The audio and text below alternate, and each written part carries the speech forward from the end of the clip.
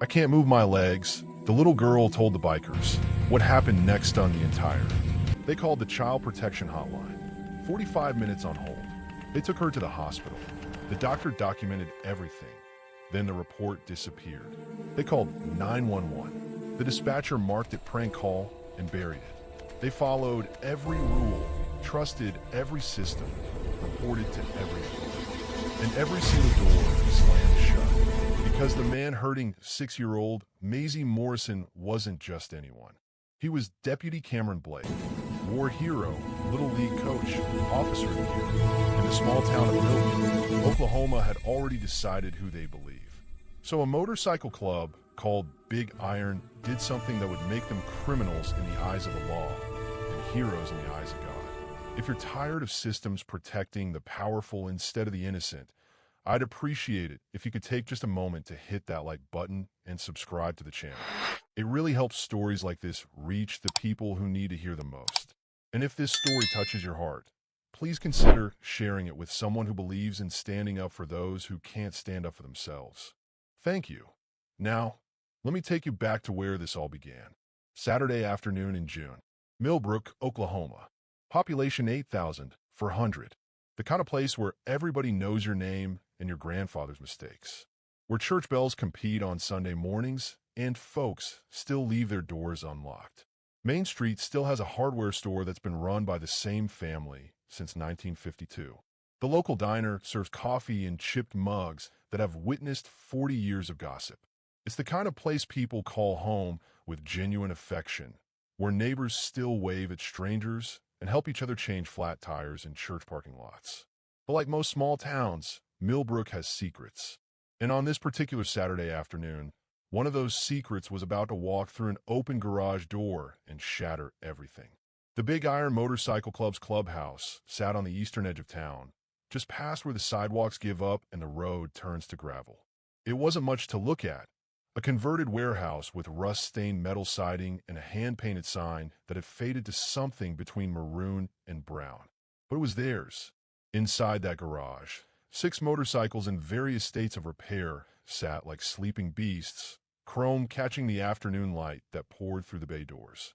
The air hung thick with heat and the smell of motor oil mixed with the distant sweetness of cut grass from somewhere down the road. These weren't the motorcycle clubs you see in movies. No matching leather vests with elaborate patches, no criminal empire, no violent initiations. Big Iron was something simpler and maybe more honest.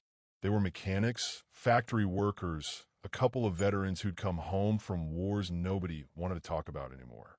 They were men who'd been divorced, fired, broken, rebuilt. Men who'd made peace with being outsiders in a town that valued conformity. They worked on their bikes, drank beer that was too warm, and mostly kept to themselves. They weren't angels. They'd never claimed to be. But they weren't devils either, despite what the church ladies whispered over their bridge games. Bull stood with his back to the open garage door, forearms deep in the engine of a 1987 Harley Sportster that had more problems than solutions. At 48, he carried himself like a man who'd learned when to fight and when to walk away. His Marine Corps tattoo had faded to blue-gray on his left shoulder. His hands bore the scars of 1,000 repairs and a few ill-advised bar fights from his younger days. He'd been president of Big Iron for 11 years, not because he wanted the title, but because someone had to keep this ragtag group from falling apart. The wrench slipped. Bull cursed quietly, wiped the sweat from his forehead with the back of his wrist. And that's when he noticed her, a small figure in the bright doorway, backlit by the afternoon sun, so she was mostly silhouette.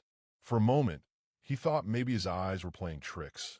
The heat, the glare, too many hours squinting at engine parts. But then she took a step forward, and the shadow became a child. 6 years old, maybe 7. Blonde hair pulled back in braids that had clearly started the day neat, but were now coming undone, wisps sticking to her sweaty forehead. She wore a pink dress with small flowers on it, the kind little girls wear to Sunday school, except this one had dirt smudges across the front and a small tear near the hem. In her left hand, she clutched a stuffed rabbit that had seen better days, one ear half detached, fur matted and gray in places. Her feet were bare. That's what Bull noticed next. No shoes, no socks, just small dirty feet on the oil-stained concrete floor. Behind Bull, conversation died. Hammer lowered his beer bottle slowly. Preacher pushed back from the workbench where he'd been sorting bolts. Ghost looked up from his phone, his usual expression of mild boredom replaced with something sharper. For grown men, suddenly aware that something was very wrong with this picture. The little girl stood there swaying slightly, like she wasn't entirely sure her legs would hold her. Her eyes were huge in her small face, scanning the garage, taking in the motorcycles, the tools, the men who were now all staring at her. She was looking for something or someone. Her chin trembled once, then steadied, like she'd made some internal decision to be brave. Bull set down his wrench carefully and wiped his hands on a rag, his mind already racing through possibilities. Lost kid, probably. Hurt, maybe. But there was something else in her eyes that he recognized from his own childhood, from mirrors in foster homes and school counselors' offices. Fear, not the kind that comes from being lost or scraped knees. The kind that lives deeper in bones and blood. He took one step toward her, then crouched down so he wouldn't tower over her, making his large frame as small and non-threatening as possible. His voice came out rough but gentle, the way you'd speak to a wounded animal that might bolt at any sudden movement. "Hey there," Bull said. "You okay, little one?" The little girl's lips moved, but no sound came out at first. She tried again, her voice barely a whisper, so quiet that Bull had to lean forward to hear her. 3 words that made his blood turn cold. "I can't close my legs." For a moment, the world seemed to stop. The hum of the oscillating fan in the corner, the distant sound of traffic on Route 47, the birds in the elm tree outside, everything faded into a terrible, heavy silence. Bull stayed crouched, perfectly still, while his mind raced to process what he'd just heard. Behind him, he heard Hammer's sharp intake of breath, the creak of Preacher's boots as he moved closer, Ghost's phone hitting the workbench with a clatter. Without a word, without any signal passing between them, the 3 men formed a half circle around the girl, not crowding her, but creating a wall between her and the open garage door. It was instinct, the same instinct that made wolves circle their young, that made soldiers cover their brothers. Protection. Those 4 words would change everything these men thought they knew about their town. But they had no idea how deep this went. How many children? How many years? Or who was protecting the monster? Bull forced his voice to stay calm, steady, even though everything inside him was screaming. "What's your name, sweetheart?" "Maisie," she whispered, clutching the rabbit tighter against her chest. "Maisie Morrison." "Maisie, that's a real pretty name." "I'm Bull. Can you tell me what hurts?" But before we go any further, you need to understand who Bull really was. Because this moment, this choice he was about to make, it didn't come from nowhere. It came from a place most people spend their whole lives trying to forget. Bull, 48 years old, president of Big Iron Motorcycle Club for 11 years. Not because he wanted the title, but because someone had to keep this ragtag group from falling apart. Marine Corps veteran. 2 tours in places that still gave him nightmares on bad nights. The kind of man who'd learned through blood and sand when to fight and when to walk away, when to speak and when silence said more. His forearms bore the evidence of his life. Scars from 1,000 motorcycle repairs, burns from hot engine parts, and a few marks from ill-advised bar fights in his younger days when whiskey made him forget that some battles aren't worth winning. That Marine Corps tattoo on his left shoulder had faded to blue-gray over the years, but what it represented hadn't faded at all. Semper Fidelis. Always faithful. Always loyal. Not just to the Corps, but to a code he'd carried long after he'd taken off the uniform. A code that said you protect those who can't protect themselves. You stand up when everyone else sits down. You do what's right even when what's right costs you everything. But there was something else in Bull's story. Something he didn't talk about at club meetings or over beers on Friday nights. Something that made this moment, standing in front of this trembling 6-year-old girl with bare feet and terror in her eyes, different from any other moment in his life. At 8 years old, Bull had sat in a hospital room just like the one he was about to take Maisie to. Different state, different decade. Same fluorescent lights humming overhead. Same antiseptic smell that burned your nose and made everything feel cold and clinical. Same questions from doctors with gentle voices and clipboards, asking him to point to where it hurt, asking him to explain things no 8-year-old should have to explain. Same desperate hope rising in his chest that maybe, finally, someone would believe him. That maybe this time, someone would make it stop. He remembered every detail of that day like it was yesterday. The doctor had been kind, genuinely kind. Bull could see it in her eyes. She'd examined him carefully, documented the bruises, the burns, the evidence that couldn't be explained away by falls or roughhousing. She'd written pages of notes in her file, her jaw tight with what looked like anger on his behalf. And for the first time in his young life, Bull had felt something like hope. Someone saw. Someone knew. Someone was going to help. Then he watched through a window as that same doctor walked out to the waiting room. Watched as she talked to his stepfather, the man who'd put those bruises there, who'd held Bull's hand to the stove burner when he talked back, who'd locked him in the basement for hours when he cried. Bull watched as the doctor and his stepfather talked, their expressions serious at first. Then he watched the doctor nod, watched her shake his stepfather's hand, watched relief spread across his stepfather's face like sunrise, that smile that said he'd gotten away with it again. Bull had known, even at 8 years old, sitting in that examination room with his feet dangling off the table, that nothing was going to change. But he was going home with the same man who'd brought him. That the bruises would heal and then there would be new ones. That the system everyone said was supposed to protect children had looked at the evidence, looked at the truth, and decided that keeping families together mattered more than keeping children safe. That was the day Bull learned the system doesn't always save you. Sometimes it sends you right back to hell with a smile and a handshake and a reminder to be a good boy. That was the day something hardened in Bull's chest, something that said if he ever survived to adulthood, if he ever got big enough and strong enough that nobody could hurt him anymore, he would never, ever look the other way when a child needed help. He would never shake the hand of a monster and call it protocol. He would never choose the comfortable lie over the inconvenient truth. He made it out, eventually. Foster care at 12 after his stepfather finally went too far and a teacher noticed. Group homes. Military at 18 because it was either that or the streets. The Marines had given him structure, purpose, brothers who had his back. But they couldn't give him back his childhood. Nobody could. But this time Bull was the adult in the room. This time he was the one with the power to help or to walk away. This time he wasn't the 8-year-old boy hoping someone would be brave enough to believe him. He was the person who could choose to be that someone for another child. And he wasn't shaking anyone's hand. He wasn't sending this little girl back to whatever hell she'd walked 2 miles barefoot to escape. If you've ever felt like the system failed you or someone you love, I want you to drop "We remember" in the comments below. Let's honor everyone who never got justice. Everyone who was told they were lying. Everyone who was sent back to the people who hurt them because it was easier for adults to believe nothing bad was happening than to face the truth. You're not forgotten. Your story matters. And maybe, just maybe, if we remember together, we can make sure fewer children have to walk 2 miles on bare feet looking for someone to believe them. Bull looked at this little girl standing in his garage, and he saw himself. Saw that same desperate hope mixed with bone-deep fear. That same terrible knowledge that she was taking the biggest risk of her young life by speaking up, and if the adults didn't believe her this time, there might not be a next time.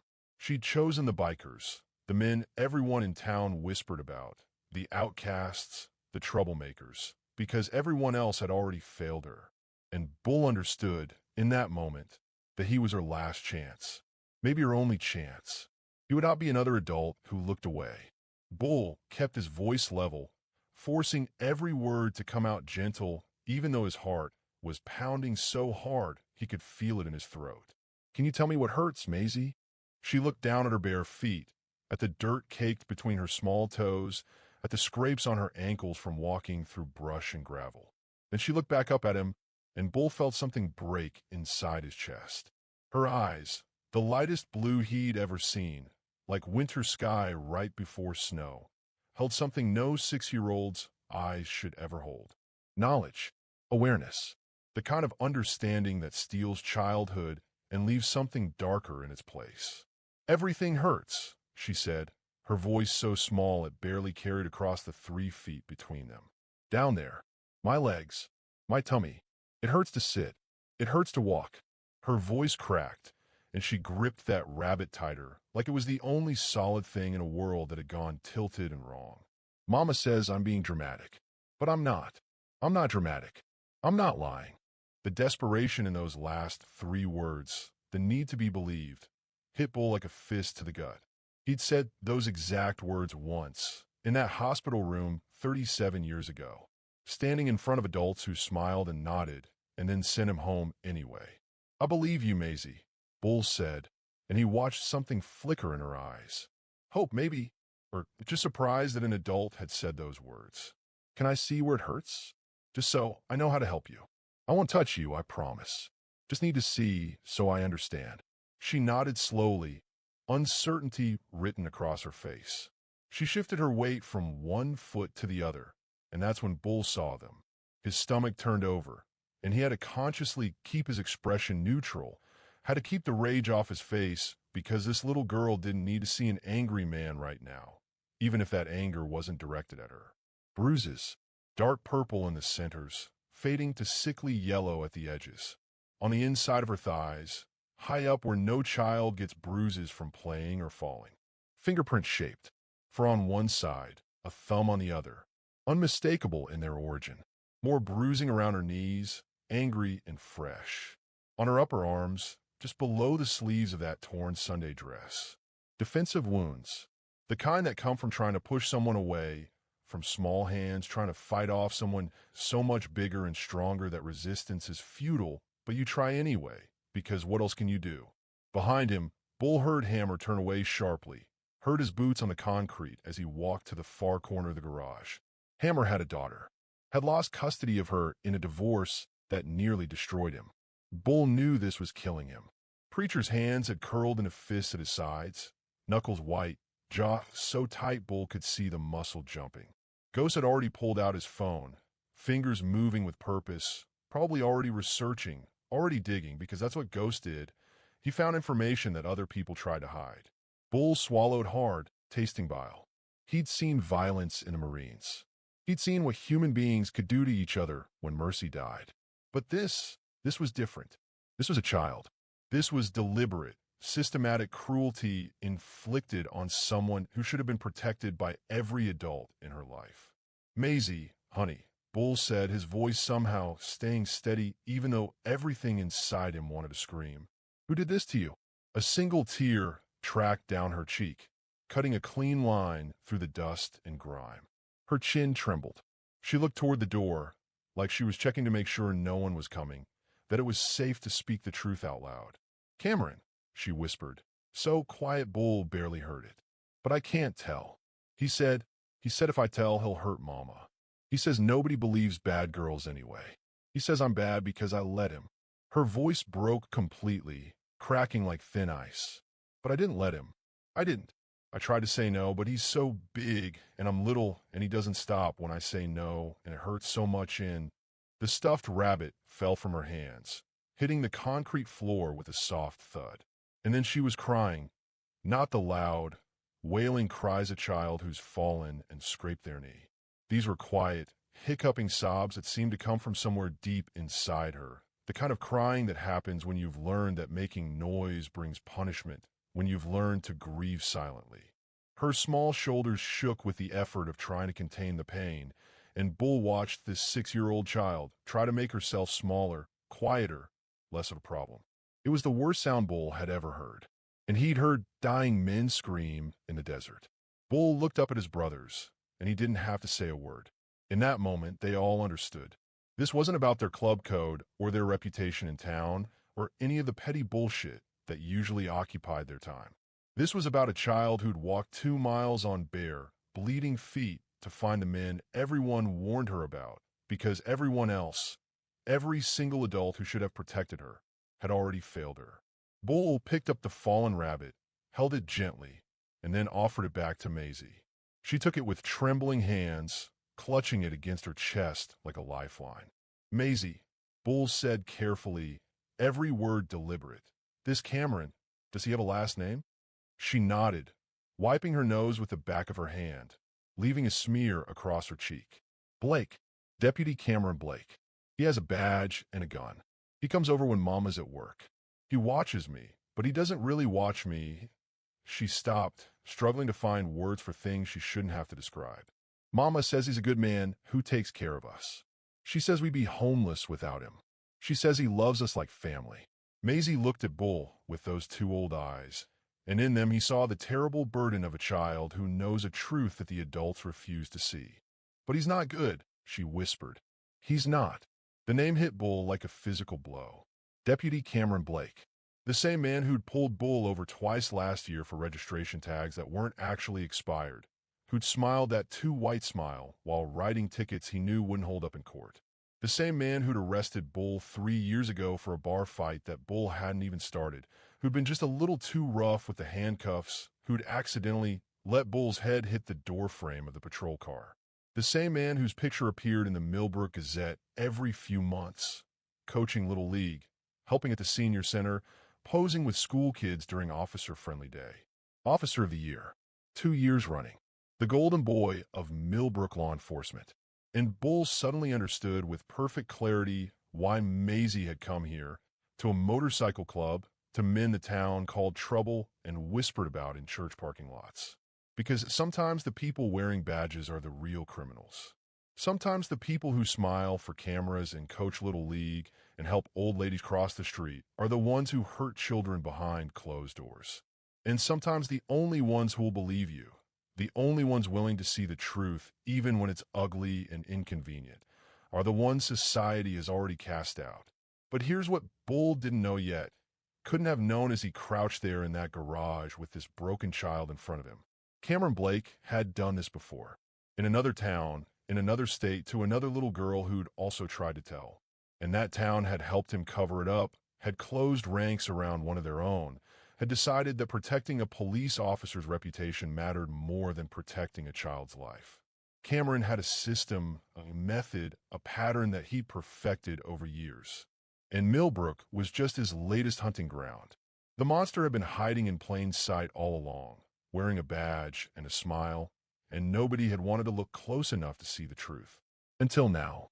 Bull reached into his pocket and pulled out his phone. His hands wanted to shake, from rage, from helplessness, from the sheer weight of what he'd just heard. But he couldn't afford to let them. Maisie was watching him, those winter blue eyes tracking his every movement, looking for any sign that he was about to become just another adult who didn't believe her, didn't help her, sent her back to the nightmare she'd risked everything to escape. He pulled up the contact information he never thought he'd need.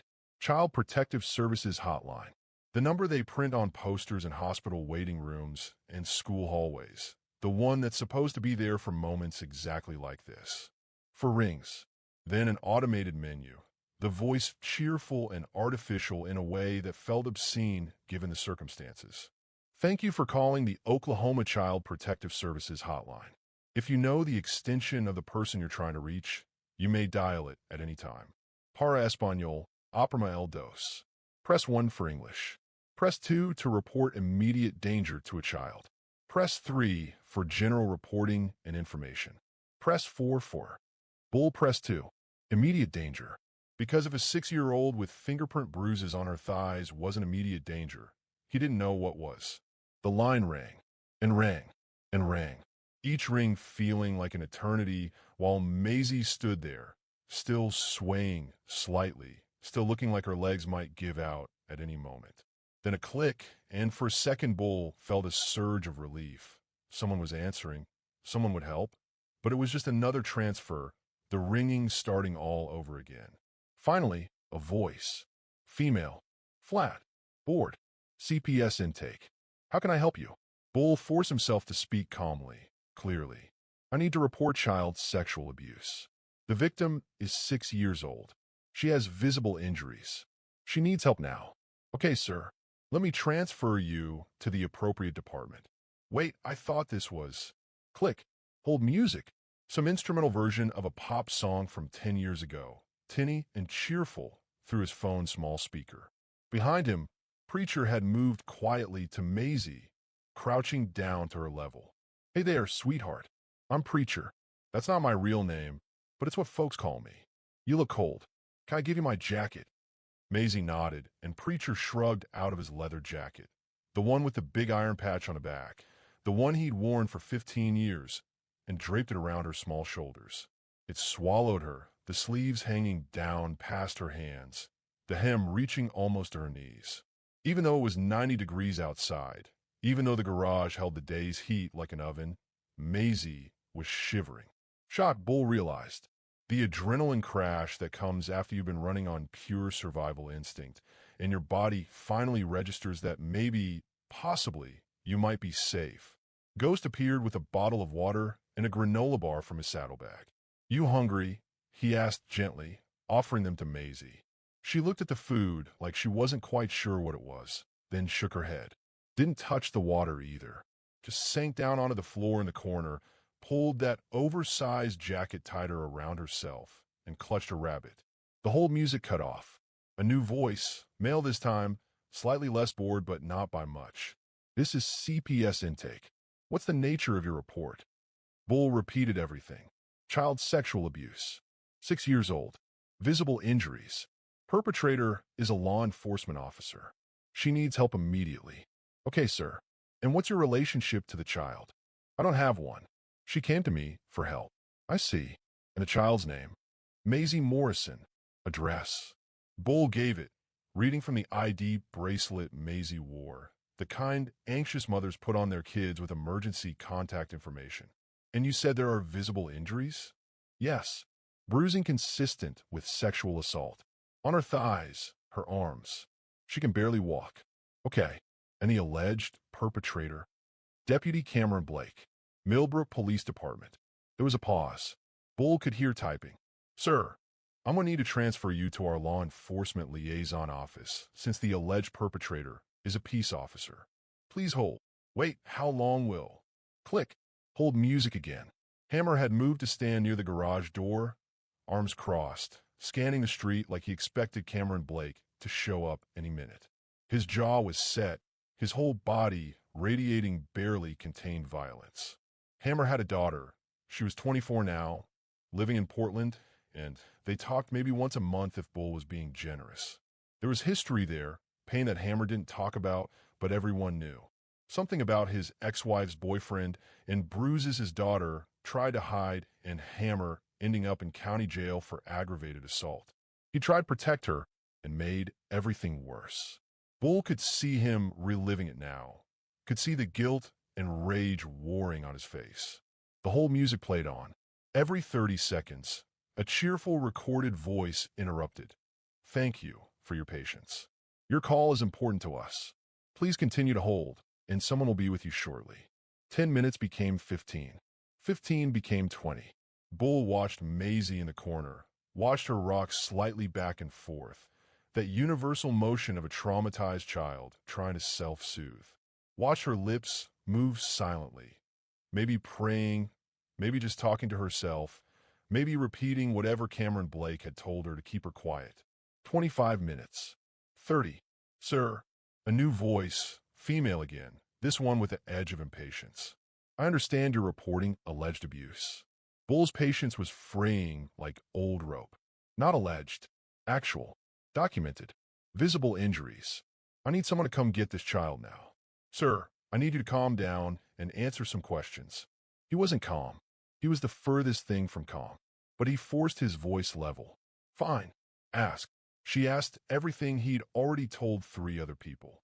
Child's name, age, address, nature of injuries, perpetrator's identity.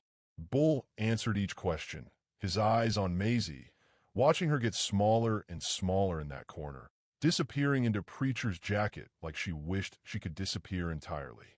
35 minutes. 40. Finally, the caseworker said, Okay, I've documented everything. We'll send someone out to conduct an initial assessment. Within 72 hours, Bull felt something cold settle in his stomach. 72 hours? 3 days. That's our standard protocol for initial contact, sir. If the situation escalates before then, you can call back. The situation has already escalated. She's 6 years old with defensive wounds and fingerprint bruises on her thighs. Sir, I understand you're concerned, but we have protocols. Your protocols are going to get this child killed. Sir, if you continue to use that tone, I'll have to end this call. Bull looked at Maisie, really looked at her, at the bruises already darkening on her skin, at the way she flinched when Hammer shifted his weight too quickly, at the hopelessness starting to creep into her eyes, the realization that even these men who said they believed her couldn't actually help her, couldn't actually keep her safe. She didn't have 72 hours. Cameron Blake knew she was gone by now, knew she'd talked, and men like Cameron Blake didn't leave loose ends. Bull ended the call without another word. Hammer, he said, his voice deadly calm. Get the truck. We're taking her to the hospital. Preacher nodded, already moving. I'll stay with her. Ghost, you drive Bull's bike back. Ghost was already pocketing his phone, where Bull could see he'd been documenting everything. Timestamps, names of every CPS worker Bull had spoken to, recording the conversation. On it, Bull thought the hospital would be different. Doctors take oaths, right? Hippocratic oath, do no harm, protect the vulnerable. They're mandated reporters. They have to call in suspected abuse, no exceptions. Surely they'd help. Surely they'd see what he saw, understand the urgency, get Maisie somewhere safe while the investigation happened. He had no idea that the system's betrayal was just beginning. Had no idea that the same phone call he'd just endured, the holds, the transfers, the bureaucratic indifference, was a feature, not a bug. That the system had been designed, piece by piece, to protect itself first and children second. That hospitals and police departments and social services agencies all talked to each other, all protected their own, all circled the wagons when one of their own was accused. If you believe a 45-minute hold for a child in immediate danger is unacceptable, I need you to comment, fix the system right now. Let's make some noise about this, because this isn't just Maisie's story. This is happening right now, in your town, in your state, to children who don't have a bull to fight for them. The system is broken, and it won't fix itself unless we demand better. So comment, fix the system, share this video, and let's make sure people understand that bureaucracy kills just as surely as violence when it moves too slow to save a life. Millbrook General Hospital sat on the north edge of town, a squat brick building that had been expanded 3 times over 40 years, each addition slightly different in color and style, so the whole structure looked like it had been assembled from mismatched parts. The emergency room entrance was around back, marked by faded blue signs and a single flickering light above the automatic doors. Bull carried Maisie in his arms because she'd said walking hurt too much, and he wasn't about to make her walk another step. She weighed almost nothing, this small broken child who'd entrusted her safety to a stranger in leather and tattoos. She'd buried her face against his shoulder, still clutching that rabbit, still wearing Preacher's jacket that dragged on the ground as they walked through the parking lot. The emergency room smelled like every emergency room Bull had ever been in. Antiseptic, trying to cover up something worse. Bad coffee from a pot that had been sitting too long. The faint copper smell of blood and fear, and too many emergencies compressed into too small a space. The fluorescent lights hummed overhead, harsh and white, making everything look washed out and unreal. The receptionist looked up as they entered, and Bull watched her expression go through a rapid series of calculations. She saw a man covered in tattoos and motor oil, wearing a leather vest with a motorcycle club patch, carrying a crying child in a torn dress. He could see her mind working, trying to sort him into categories: kidnapper, abuser, threat. Her hand moved toward the phone, probably to call security.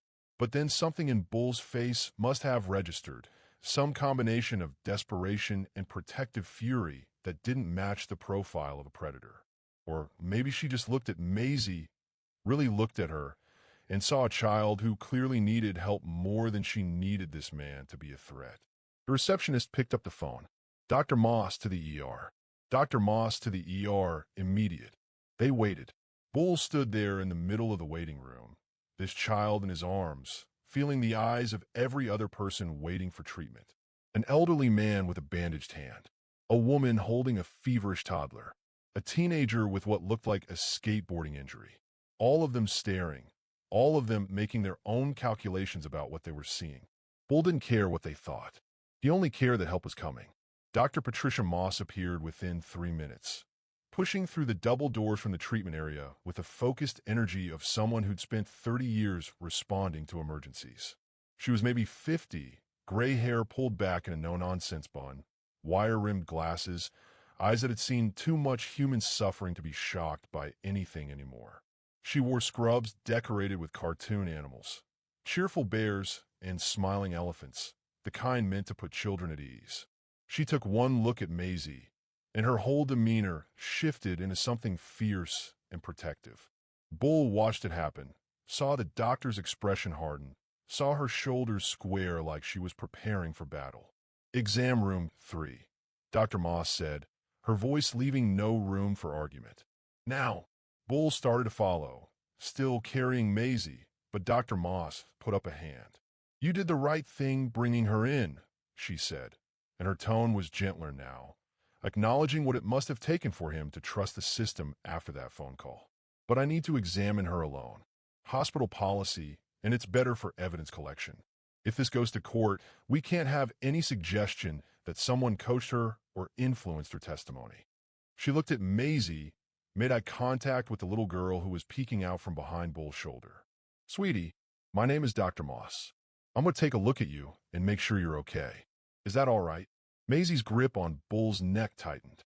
She looked at him, those winter blue eyes asking a question she didn't have words for. "It's okay," Bull told her, even though his instinct was screaming to hold on, to not let her out of his sight, to make sure no one else failed her. "Dr. Moss is going to help you. I'll be right out here. I'm not leaving. I promise." "You promise?" Maisie's voice was so small. "I promise." Dr. Moss held out her arms, and after a long moment, Maisie allowed herself to be transferred. The doctor carried her through the double doors, and Bull watched until they disappeared around a corner, until he couldn't see that pink dress or that rabbit anymore. Then he waited. He paced the emergency room waiting area like a caged animal, unable to sit, unable to be still. Hammer had followed in the truck and now stood near the entrance, arms crossed, watching. Preacher had gone to get coffee nobody would drink. Go sat in a corner, laptop already open, digging into whatever databases he could access, looking for ammunition they could use. 40 minutes felt like 40 hours. Bull wore a path in the linoleum, past the outdated magazines and the poster about hand washing and the sign that said average wait time, 45 minutes, like that was supposed to be reassuring. He thought about Maisie on the other side of those doors, being examined, having to explain again what had been done to her, having to let a stranger document her trauma. He thought about his own 8-year-old self in a similar room, and had to physically shake the memory away. Finally, Dr. Moss emerged through the double doors. Her face was carefully neutral, professionally composed, but Bull had learned to read people during 2 tours in places where reading people meant the difference between coming home and coming home in a box. He saw the tightness around her eyes, the rigid set of her jaw, the way her hands clenched and unclenched at her sides like she wanted to hit something. She gestured for him to follow her to a quiet corner, away from the other patients, away from the receptionist's curious ears. When she spoke, her voice was clinical, controlled, every word carefully measured like she was already preparing for the report she'd have to file, the testimony she might have to give. "Sexual abuse," Dr. Moss said quietly. "Chronic, ongoing, based on the scarring and the variation in bruise colors. I'd say this has been happening for months, maybe longer." She paused, and Bull saw her professional mask slip for just a second, saw the anger and grief underneath. "I've collected evidence. Photographs, samples for the rape kit. Everything's been documented according to protocol. I'm filing a mandatory report with both CPS and local law enforcement." Bull felt a small flicker of hope. Evidence, documentation, a mandatory report from a doctor. Surely that would be enough. Surely someone would have to act now. Dr. Moss must have seen something in his expression, because she leaned closer, dropping her voice even lower. "This is the 3rd child this year with injuries like this," she said, and Bull felt that flicker of hope start to die. Similar pattern, similar age group, all presenting with evidence of chronic sexual abuse. All 3 cases were closed as unsubstantiated. Bull felt ice spread through his chest, creeping out from his heart like frost across a window. What do you mean, unsubstantiated? I mean investigated and dismissed. Insufficient evidence, they said. Parents deemed credible witnesses. Children deemed unreliable. The cases never went anywhere. But you documented. I documented everything in those cases too. Dr. Moss cut him off, her voice hardening. Good documentation. Clear photographic evidence. Detailed reports. Medical testimony. Her jaw tightened. Didn't matter. Reports got filed. Investigations got opened. And they got closed just as fast. Children sent back to the same homes they came from. Bull's mind was reeling. How? How does that happen with medical evidence? Dr. Moss glanced around, making sure no one was close enough to overhear. Because the people doing the investigating have conflicts of interest. Because this is a small town and everyone knows everyone and nobody wants to believe that their neighbor, their little league coach, their fishing buddy could be capable of something like this. Because it's easier to believe a child is confused or lying than to face the truth. She pulled a small card from her pocket, pressed it into Bull's hand. My personal cell number. If anything happens, if you need someone to testify to what I found today, you call me. Day or night. Before Bull could respond, before he could ask what she meant by if anything happens, the emergency room doors swung open. Police Chief Wade Thornton walked in, and Bull felt the second door slam shut with the same finality as the first. Thornton was 52, thick through the middle in the way of men who'd been athletic once and still thought of themselves that way despite the evidence. His uniform was crisp despite the June heat, creases sharp enough to cut, badge polished to a mirror shine. He had the kind of face that looked trustworthy, strong jaw, clear eyes, the hint of smile lines that suggested he was approachable, friendly, the kind of cop who helped little old ladies and waved at kids. His expression as he entered was already settling into something between paternal concern and official irritation, like he was preparing to handle a misunderstanding that had gotten out of hand. He spotted Bull immediately across the emergency room, and Bull watched those clear eyes narrow, watched the friendly expression cool into something harder. Bull knew Wade Thornton. Everyone in Millbrook knew the chief. More importantly, everyone knew that Wade and Deputy Cameron Blake were best friends. They went fishing together every Sunday after church, posting pictures on Facebook of their catches, smiling with their arms around each other's shoulders. Their wives were in the same bunco group that met Thursday nights at the community center. Their kids had been in the same graduating class, had played on the same sports teams, had gone to each other's birthday parties. They weren't just colleagues. They were family in all the ways that mattered. Chief Thornton approached with the kind of swagger that comes from 25 years of unchallenged authority in a small town. He nodded at the receptionist, who clearly knew him, smiled at one of the waiting patients, then fixed his attention on Bull.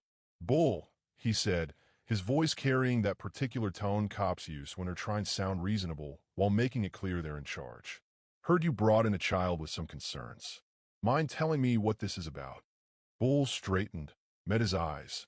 Maisie Morrison, 6 years old. Sexual abuse. It's not a concern, Chief. It's a fact. Something flickered across Thornton's face. Too quick to read, but it was there. That's a serious accusation. Who's she saying did this? Bull held his gaze, kept his voice level. Cameron Blake. The silence that followed was heavier than concrete. Dr. Moss shifted her weight, suddenly very interested in her clipboard. A nurse walking past slowed down, then sped up again, clearly not wanting to be part of whatever was about to happen. Chief Thornton's face rearranged itself into something that almost looked like sympathy, like he was dealing with someone who was confused, maybe a little unhinged. Look, Bull, he said, his tone shifting to something that probably sounded reasonable to anyone who wasn't paying close attention. I know you mean well. But Cameron Blake is a decorated officer. 6 years on the force, not a single complaint. Officer of the Year. The girl's probably confused. Kids say things. They mix up their dreams with reality. Could have been anyone. Could have been nobody. Could have been something she saw on TV and got mixed up in her head. Bull felt rage rising his throat like bile. She's got fingerprint bruises on her thighs. She can barely walk. This isn't confusion. That's for investigators to determine. Thornton said smoothly, and Bull heard the dismissal in it, the door closing. And I'll make sure it's investigated thoroughly. But Bull, he leaned in slightly, lowering his voice to something that might have sounded friendly if you didn't know better. Maybe you should stay out of this one. You've got prior history with Cameron. That bar fight 3 years ago, those traffic stops. This could look like you've got an agenda, like you're trying to get back at him for doing his job. The chief walked away toward the exam room, where Maisie waited, and Bull watched him go. Watched Dr. Moss's shoulders slump in something that looked like defeat. Watched the careful, neutral expression settle onto her face as she prepared to hand over her evidence to a man who'd already decided what the truth was going to be. And Bull understood with perfect, terrible clarity that nothing was going to happen. The mandatory report would be filed. The investigation would be opened. And then, quietly, it would be closed. Insufficient evidence. Unreliable witness. Case dismissed. The system wasn't just failing Maisie. The system was protecting Cameron Blake. Because Cameron was one of them. Badge, uniform, fishing buddy, family man. And Bull was an outsider, a biker with a record, someone the town already didn't trust. Chief Thornton and Deputy Cameron Blake weren't just colleagues. They were best friends who'd known each other for 15 years, whose families vacationed together, who covered each other's shifts and each other's mistakes. The kind of friendship that meant loyalty even when loyalty protected a monster. The system wasn't broken. It was working exactly as designed, protecting its own, circling the wagons, making sure the comfortable lies survived while the inconvenient truth died quietly. And Maisie Morrison, 6 years old with bruises shaped like fingerprints, was about to be sent back to the nightmare she'd risked everything to escape. Bull had tried to do everything right.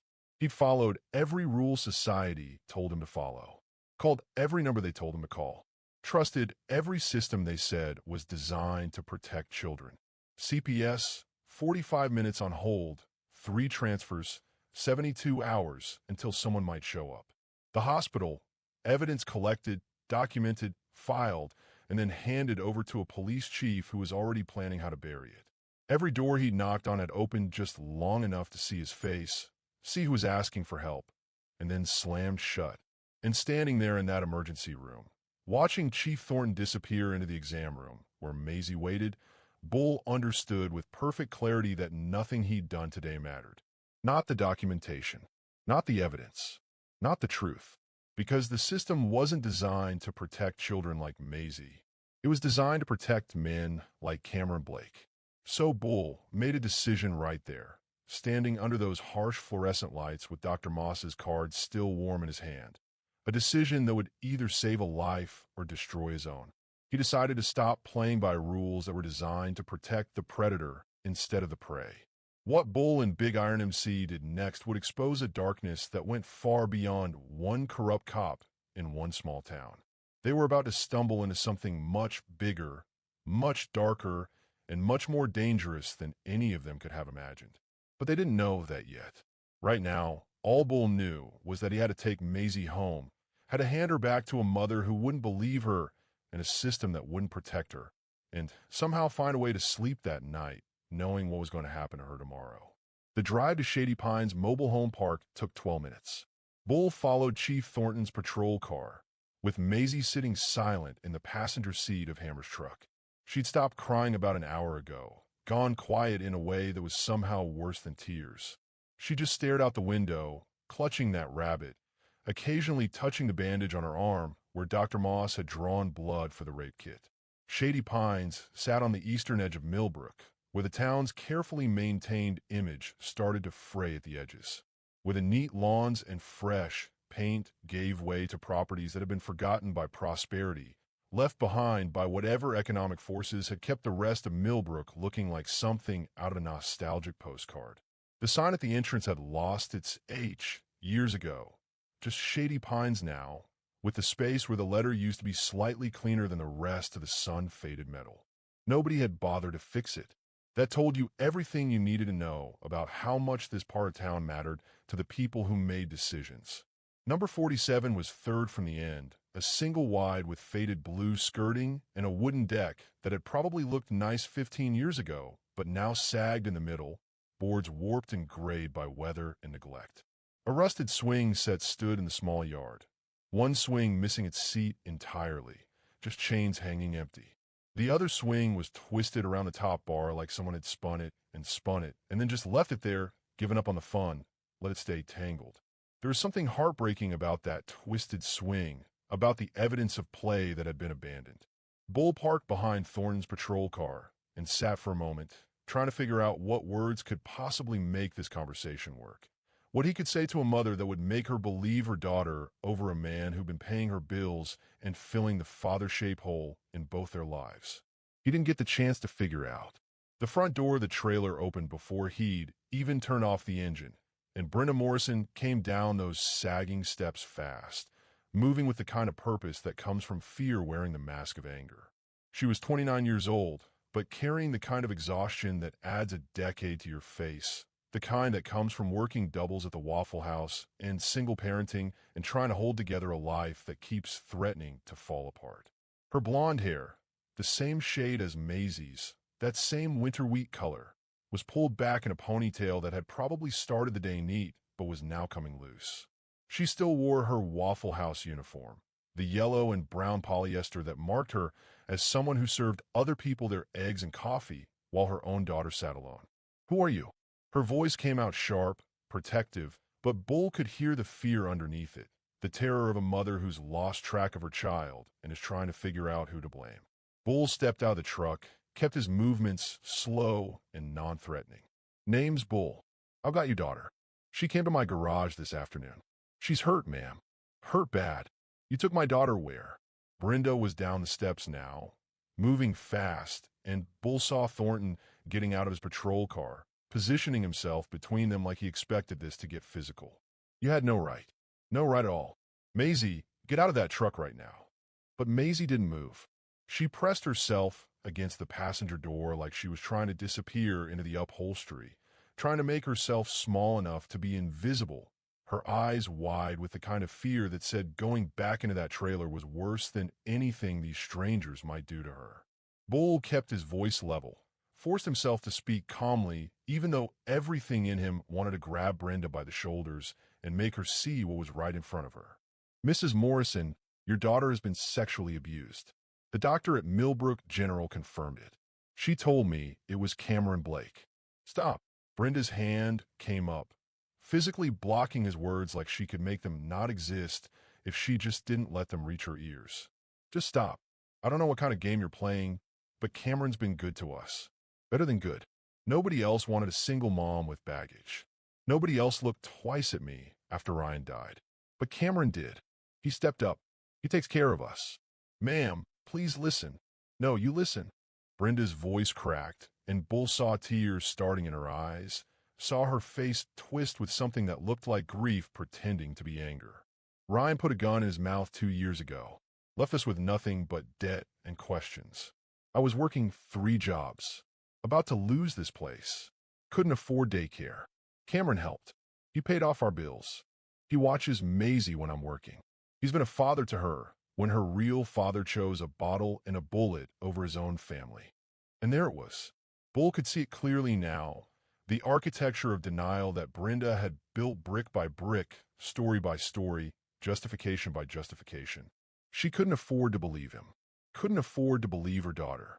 Because believing meant admitting her judgment had catastrophically failed. Meant admitting she'd chosen wrong, let a monster into her home, called him savior while he destroyed the one person she was supposed to protect above all others. Meant admitting she was alone again, drowning again, about to lose the life raft she'd been clinging to, even if that life raft was made of lies and her daughter's suffering. Some truths cost too much to accept when acceptance means losing everything. "Mrs. Morrison, I understand this is hard. My daughter has an imagination," Brenda said, her voice hardening into something desperate and ugly. "She watches too much TV. She gets confused. You people are just trying to cause trouble." She looked at Bull with something like hatred. "Cameron warned me this might happen. Said Big Iron's been harassing him for years. Said you try to turn people against him because he arrested some of you. This is revenge, isn't it?" Bull felt something inside him break. Not anger. Anger would have been cleaner, simpler. This was something worse. Futility. The crushing realization that he could have all the evidence in the world, could have medical documentation and photographs and Maisie's own testimony, and it wouldn't matter because this woman had already decided what she could afford to believe. Look at her bruises, Bull said quietly. Look at her. She can barely walk. She fell off her bike last week. Kids fall. Kids get bruises. These aren't bike bruises. You're poisoning her mind, putting ideas in her head. Brenda yanked the truck door open, reached for Maisie's arm. Maisie, baby, did this man tell you to say things about Cameron? Did he tell you to lie? From inside the truck, so quiet Bull almost didn't hear it, Maisie whispered, I'm not lying, Mama. Get out of that truck. Now. Maisie started to cry. Not the hiccuping sobs from earlier, but something more primal, more terrified.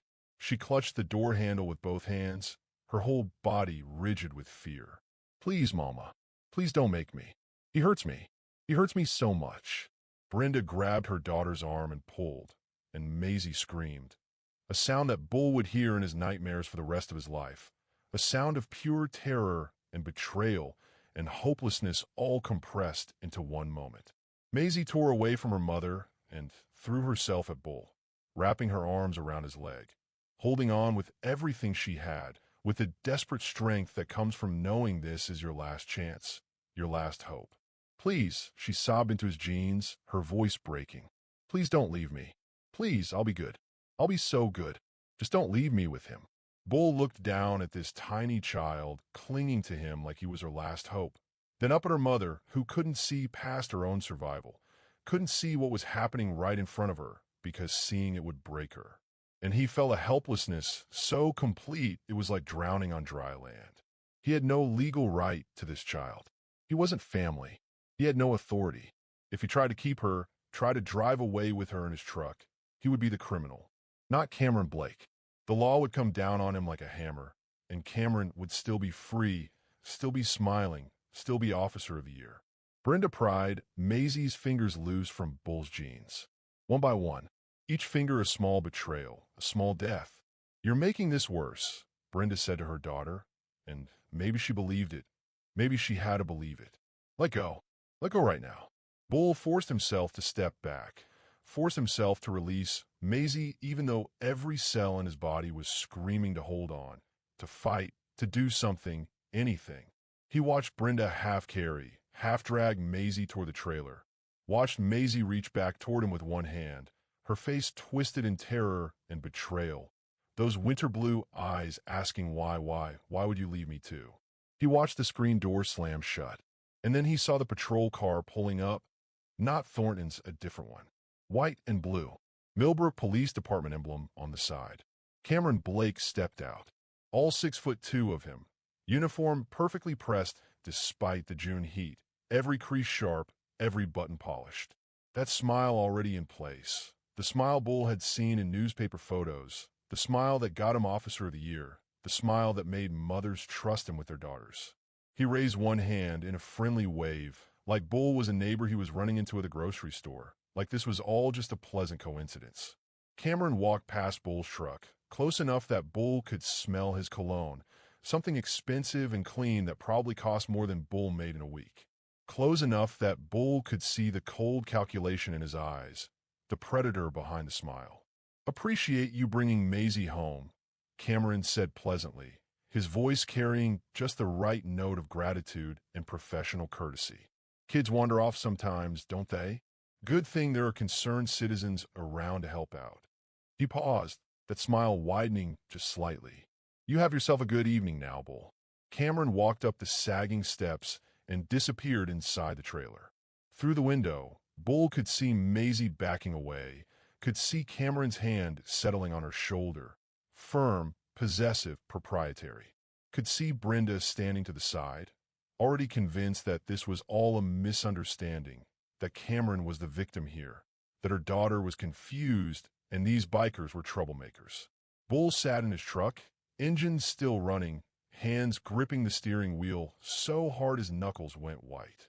His whole body shook, not from fear, from the effort of not turning around, Not going back, not kicking down that door and finishing this the way his rage wanted him to finish it. He'd failed. Every system had failed. And tomorrow, or maybe tonight, or maybe in an hour, Cameron would take Maisie somewhere Bull couldn't follow. Would destroy whatever evidence remained. Would hurt her again and again and again because that's what predators do when they know they can get away with it. Unless someone stopped him. Bull started driving, but his mind was already moving in a different direction. He had 72 hours before CPS might show up. Maybe less before Cameron decided to move Maisie somewhere safer, somewhere the questions couldn't reach. Maybe less before Cameron made sure Maisie couldn't talk at all. So Bull did something that could send him to prison for life. He pulled out his phone and made a call. Not to CPS, not to the police, not to any official channel that had already proven it wouldn't help. He called the only people more dangerous than cops. He called other survivors. If you've ever felt helpless watching someone be hurt while nobody listened, while the system protected the abuser and abandoned the victim, I need you to comment, "We hear you," right now. Because Maisie's not alone in this. Neither are you. There are thousands of children right now in homes where they're not safe, calling hotlines that put them on hold, telling adults who don't believe them, hoping someone will care enough to break the rules that protect predators. Comment, "We hear you," if you're standing with the survivors, not the systems that fail them. Let's make sure they know they're not forgotten. By 9 o'clock that night, every member of Big Iron Motorcycle Club sat around the scarred wooden table in the back room of their clubhouse. The room smelled like old wood and motor oil, lit by a single hanging bulb that cast long shadows across faces that had seen their share of hard times. This wasn't the main garage where they worked on bikes and drank beer and told the same stories they've been telling for years. This was the back room, the private space, the place where serious business got handled. When bikers call an emergency meeting, they call it church. And church was now in session. 8 men total, ages ranging from ghost at 26 to preacher at 53. All of them understanding, without anyone having to say it out loud, that what happened in this room tonight would determine whether a 6-year-old girl lived or died by inches. Whether they stood up when it mattered or looked away like everyone else had looked away. Bull stood at the head of the table, still wearing the same grease-stained shirt from that afternoon when Maisie had first walked into their garage. He looked like he'd aged 5 years in 5 hours, new lines carved around his eyes, his shoulders carrying a weight that hadn't been there this morning. He didn't waste time with pleasantries or preamble. These men knew why they were here. "We all know what we saw," Bull said, his voice quiet but carrying the kind of authority that comes from lived experience, from moral certainty. "We all know what the hospital confirmed, and we all saw how the system responded." He paused, looking each man in the eye, one by one, making sure they understood what he was about to ask of them. "I'm not asking any of you to do anything illegal, but I'm also not walking away from this. So if you want out, now's the time. No judgment, no hard feelings." The silence that followed was heavy, but not uncertain. Nobody moved. Nobody looked away. Nobody reached for their keys to leave. Hammer cracked his knuckles, the sound sharp in the quiet room. His jaw was set, his eyes hard with the kind of determination that comes from having failed once before and refusing to fail again. Preacher leaned back in his chair, arms crossed over his chest, his face carved from stone. He'd seen things in desert wars that still woke him up at 3 in the morning. He'd done things he couldn't talk about even in confession. But he never walked away from a fight that mattered, and he wasn't starting now. Ghost was already opening his laptop, fingers flying across the keyboard before Bull had even finished speaking. The glow from the screen lit his baby face from below, making him look younger than his 26 years. But his eyes held the kind of focus that came from years of training in places that didn't officially exist. The others, Razor, Tiny, Smoke, and JD, all nodded their agreement. They were in, whatever it took. "All right then," Bull said quietly, and there was something like relief in his voice, the knowledge that he wasn't alone in this, that his brothers had his back the way they always had. "Ghost, what can you find?" Ghost, 26 years old, baby-faced and soft-spoken. The kind of guy who looked like he'd get lost in a library and be perfectly happy about it. The kind of guy who didn't fit the stereotype of a biker at all, with his wire-rimmed glasses and his tendency to read technical manuals for fun. What most people didn't know, what most people had no reason to know, was that before Ghost washed out of the NSA over what he called a disagreement about domestic surveillance protocols and what his former supervisors probably called insubordination and ethical violations, he'd been one of their best analysts. He knew his way around databases and firewalls and encrypted files the way other men knew their way around engine blocks. He could find information that people thought they'd buried so deep it would never see daylight again. His fingers moved with practiced precision across the keyboard, opening windows, running searches, pulling threads that most people didn't even know existed. Cameron James Blake, Ghost said, his voice taking on the clipped, factual tone of someone reporting intelligence. Age 34. Millbrook Police Department for 3 years. Before that, he paused, squinting at his screen, his expression shifting slightly. Riverside County Sheriff's Department. He opened another window, cross-referenced something. That's interesting. What's interesting? Bull leaned forward, hands flat on the table. His employment records in Riverside County end abruptly. June 15th, 3 years ago. No explanation in the public records. No resignation letter. No retirement paperwork. Just transfer to Millbrook 3 months later. Ghost's fingers kept moving, digging deeper. Let me check incident reports tied to his name. The room fell silent except for the clicking of keys and the low hum of the laptop's cooling fan. Outside, somewhere in the distance, a dog barked. A car drove past on the gravel road. Normal sounds of a normal night in a small town that had no idea what was happening in this back room. Minutes passed.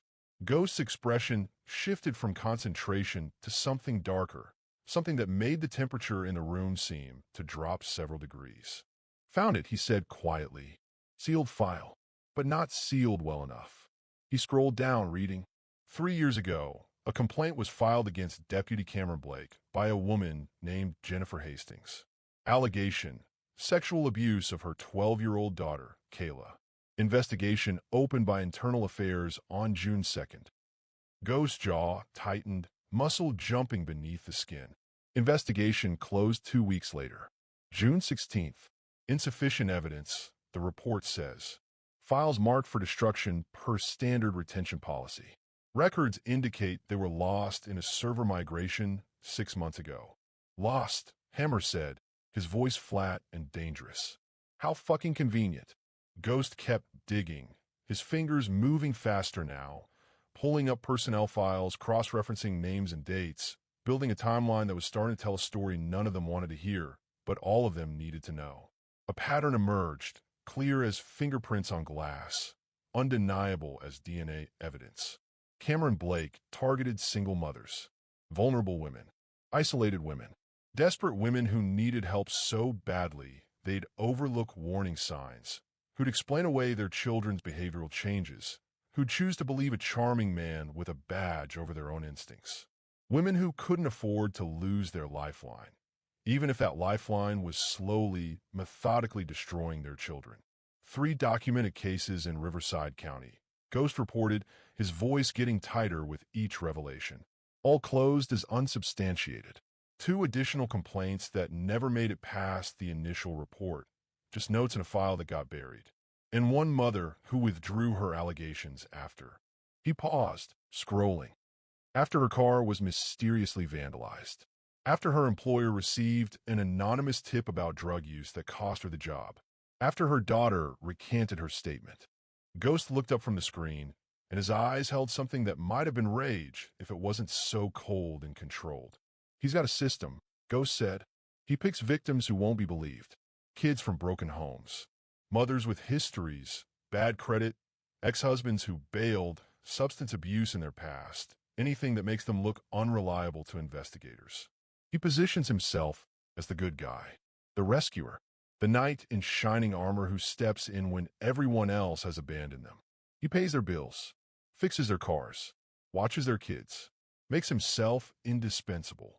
Ghost's voice was clinical now, analytical, breaking down the predator's methodology like it was a computer program he was reverse engineering. By the time the abuse starts, these women are so dependent on him, financially, emotionally, practically, that they can't see what's right in front of them. They can't afford to see it. And if anyone tries to report, if a teacher notices bruises or a neighbor hears crying, he's got the badge and the reputation to make complaints disappear. He's officer-friendly. He's the guy who coaches Little League and volunteers at the senior center. Nobody wants to believe he's capable of this. Preacher, who'd been silent until now, his face unreadable in the dim light, spoke up. His voice was quiet but carried the weight of someone who'd seen enough evil to recognize it in all its forms. How many kids are we talking about? Ghost's fingers stilled on the keyboard. The silence stretched out, heavy and damning. In Riverside County, 5 confirmed victims based on the buried reports I can access. Could be more that never got reported at all. He paused, pulled up another file. Here in Millbrook, Dr. Moss mentioned 3 cases this year with similar injuries, all closed as unsubstantiated. Add Maisie, that's 4 in Millbrook alone. He looked around the table, meeting each man's eyes. Plus, however, many never reported at all. However, many children were too scared to speak up. However, many mothers convinced themselves it wasn't happening. However, many cases got buried so deep we'll never find them. The weight of that number settled over the room like a physical thing, like gravity had suddenly increased, pressing down on all of them. 9 children that they knew about. 9 childhoods destroyed, 9 lives shattered, while a system supposedly designed to protect them had looked the other way at every opportunity. Because the predator wore a badge. Because he smiled for cameras and shook hands and knew exactly how to play the game.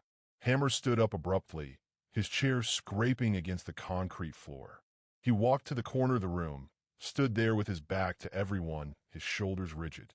Bull knew he was thinking about his daughter, about his own failure to protect her, about how the system had made him the bad guy for trying. "We can't let this stand," Razor said quietly. He was the oldest member after Preacher, 51 years old, with tattoos that told the story of a life lived hard and survived.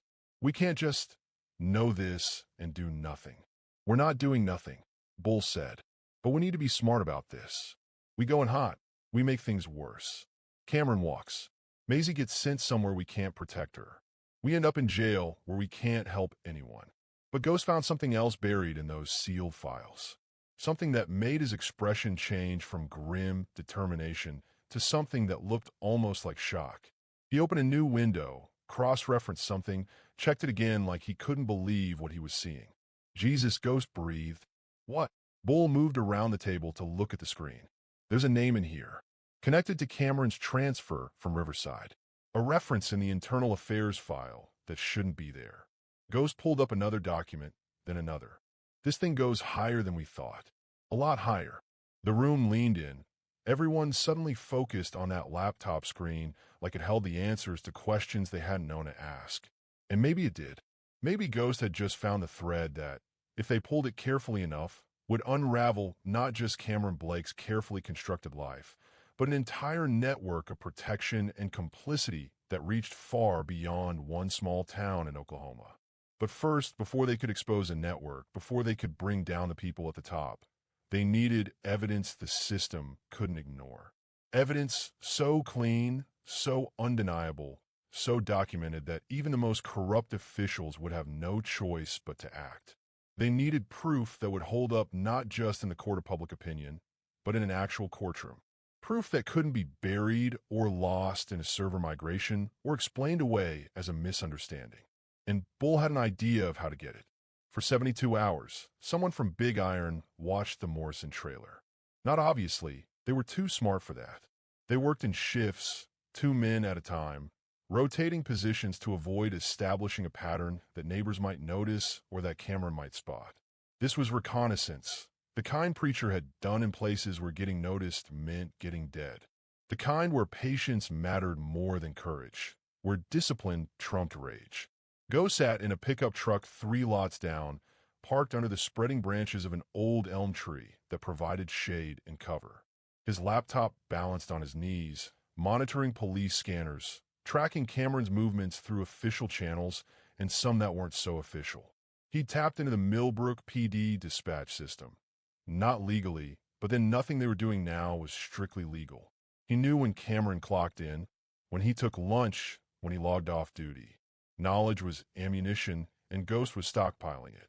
Hammer took position in an abandoned trailer directly across the street from number 47. The one with the foreclosure notice yellowing in the window. The one that had been empty for 8 months since the family living there couldn't make rent and just disappeared one night, leaving behind furniture and memories and broken dreams.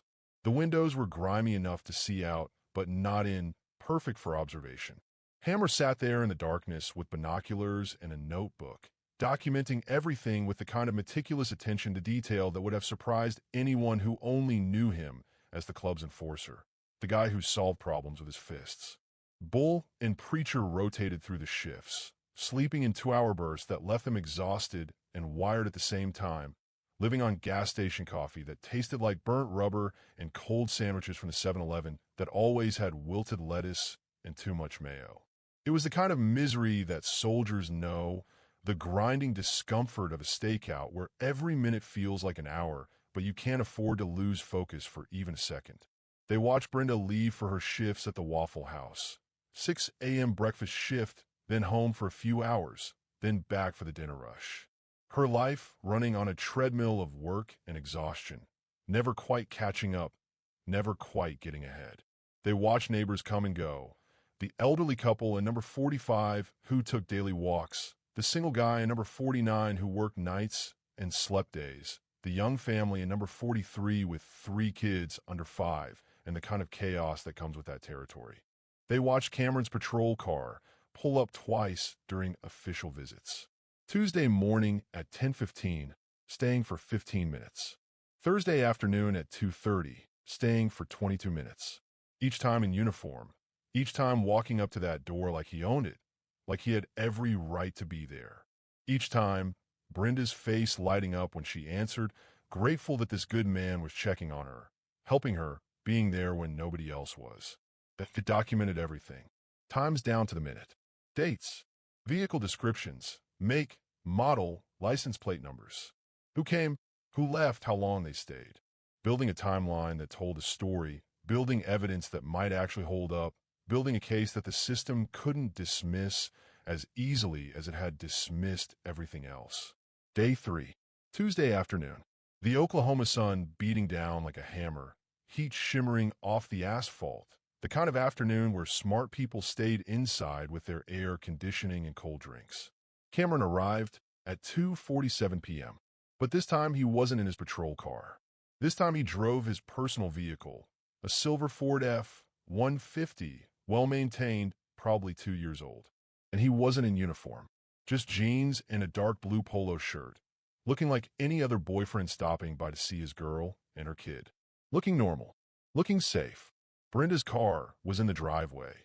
She was between shifts, those few precious hours when she could rest before going back to serve hash browns and coffee to people who never tipped enough. Through binoculars, Bull watched Cameron on the porch talking to Brenda. Watched her face animated, smiling, clearly happy to see him. Watched Cameron gesture toward town, saying something Bull couldn't hear but could imagine. Hey, baby, we're out of milk? Or, could you run to the pharmacy for me? Or whatever convenient excuse he'd invented to get her out of the house.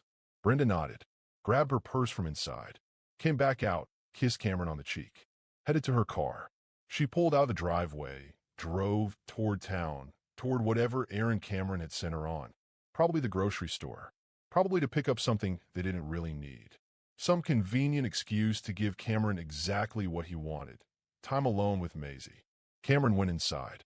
The door closed behind him with a finality that made Bull's stomach turn over. Through the window, the one with the faded curtains that didn't quite close all the way, Bull could see into the living room. Could see Maisie on the couch, still in her pajamas, even though it was past 3 in the afternoon. Still wearing those same pink pajamas with the cartoon characters that had probably been cheerful once, but now just looked sad on this small, broken child who never smiled anymore. He saw Cameron's shadow move across the living room. Saw him stop in front of Maisie. Saw the shadow lean down. Cameron saying something. Maisie's small form going rigid. Bull's hand was on the door handle of the abandoned trailer before he even realized he'd moved. Every muscle in his body screaming to cross that street, kick down that door, and pull Cameron Blake apart piece by piece. Every instinct that had kept him alive in the Marines, every protective urge that had been dormant for years, all of it focused on getting to that little girl right now. Consequences be damned. Preacher's hand clamped down on his shoulder like a vice, strong enough to bruise, strong enough to hold Bull in place through sheer physical force. Not yet, Preacher said quietly, his voice carrying the kind of authority that comes from years of command, from making life-and-death decisions under fire. We lose our heads. We lose everything. He's in there with her right now. Bull's voice came out strangled, barely human. I know. Preacher's grip didn't loosen. But if we go in there, we've got nothing that holds up in court. We're just bikers breaking into someone's home. Cameron spins it as harassment. Stalking. Says we've been following him. Maisie gets sent back to him anyway. And we're in jail where we can't help her at all. Bull knew Preacher was right. Hated that he was right. Hated everything about this situation that required them to watch a child be hurt, because intervening would only make things worse in the long run. He watched Cameron's shadow move toward the back of the trailer, toward where the bedrooms would be. Watched Maisie's small silhouette stand up from the couch. Watch her follow. Slow, reluctant, the walk of someone going to their execution. Preacher released Bull's shoulder and moved to the duffel bag he'd brought, pulling out equipment that looked military-grade because it was military-grade. A telephoto lens camera, the kind Army Rangers use for reconnaissance missions in hostile territory, the kind that could capture a face from 1,000 yards away in low light. The kind that cost more than Bull's motorcycle and that Preacher definitely shouldn't have had, but did anyway, along with other equipment from his service that he'd never quite returned. He'd been in those places, Afghanistan, Iraq, other countries whose names never appeared in any official reports. Seen things that woke him up at 3 a.m. sweating and reaching for weapons that weren't there anymore. Done things he couldn't talk about, wouldn't talk about, carried in the silence behind his eyes. He set up the camera in the window of the abandoned trailer, adjusted the angle with practiced precision until he had a clear line of sight into Maisie's bedroom window across the street. The blinds were open. Cameron probably didn't think anyone was watching. Why would he? He'd gone away with this for years. In multiple towns, with multiple children. The system had protected him at every turn. He had no reason to believe this time would be different. Through the telephoto lens, everything became crystal clear. Sharp enough to see details. Sharp enough to document. Sharp enough to serve as evidence that even the most corrupt court couldn't dismiss. Cameron entering Maisie's room. Maisie backing away until she hit the wall. Cameron closing the door behind him. 18 minutes. Bull counted every single second of those 18 minutes. His jaw clenched so tight his teeth ached. His hands balled in a fist so tight his fingernails drew blood from his palms. 18 minutes that felt like 18 hours, like 18 years, like an eternity compressed into a space too small to hold all the rage and helplessness and horror he was feeling. Preacher kept the camera running, his face expressionless, professional, documenting everything with the cold precision of someone who'd learned to separate emotion from duty. But Bull could see the muscle jumping in his jaw, could see the white knuckles on the camera, could see the barely controlled violence in every line of his body. When Cameron emerged from that bedroom, he was adjusting his belt, tucking in his shirt, running a hand through his hair like he'd just had a pleasant afternoon nap. He walked through the living room to the refrigerator, opened it, grabbed a beer like he lived there, like he had every right to help himself to whatever he wanted. Popped the top, took a long drink. Then he sat down on the couch, turned on the television, put his feet up on the coffee table, completely relaxed. The picture of a man with not a care in the world, with nothing on his conscience, with no reason to fear consequences. Preacher kept the camera rolling, documenting Cameron's casual comfort, his complete lack of concern. Through Maisie's window, visible through the telephoto lens, she'd curled into a ball on her bed. Arms wrapped around that stuffed rabbit she'd been carrying the day she walked into their garage. Rocking slightly, back and forth, back and forth. The kind of rocking that happens when your body is trying to self-soothe, but nothing helps. When you're trying to comfort yourself, because no one else will when you're 6 years old and the world has taught you that crying doesn't bring help and screaming doesn't make it stop. Bull turned away from the window, pressed his forehead against the wall of the abandoned trailer, tried to breathe through the rage, tried to find some kind of center, some kind of calm. Failed completely. Behind him, the steady click of Preacher's camera, frame after frame after frame, building evidence, building a case, building something that might finally make the system listen. 20 minutes later, Brenda's car pulled back into the driveway. She got out carrying grocery bags. Cameron's errand had been accomplished, whatever it was. She went inside, and through the window they could see her smile when she saw Cameron on the couch. Could see her lean down to kiss him. Could see Cameron stand and kiss her back, wrapping his arms around her. The picture of domestic normalcy, of a loving couple, of a man who was good to his girl. Brenda called toward the bedrooms, her voice carrying faintly through the thin trailer walls. Maisie emerged from her room, face blank, expression empty. She sat at the kitchen table like nothing had happened. Because this was her normal now. This was just Tuesday. This was what her life had become, and she'd learned that fighting it, crying about it, trying to tell anyone about it, none of it changed anything. Hammer sat in the corner of that abandoned trailer, separate from Bull and Preacher, silent as stone. His face could have been carved from granite, no expression visible in the dim light, but his eyes held something that looked like ghosts. He was remembering. Bull knew he was remembering without having to ask, without Hammer having to say a word, because they'd all heard the story in pieces over the years, in late nights when the beer loosened tongues and old wounds opened up. Remembering his own daughter at 14. Sarah, sweet Sarah, with her mother's eyes and her father's stubborn streak. Remembering the way she'd gotten quiet after Hammer's ex-wife's new boyfriend moved in. The way she'd started wearing long sleeves in summer. The way she'd stopped smiling, stopped laughing, stopped being the girl who'd once climbed trees and scraped her knees and filled the house with noise. Remembering the bruises she'd explained away. I fell during volleyball practice, Dad. I'm just clumsy, Dad.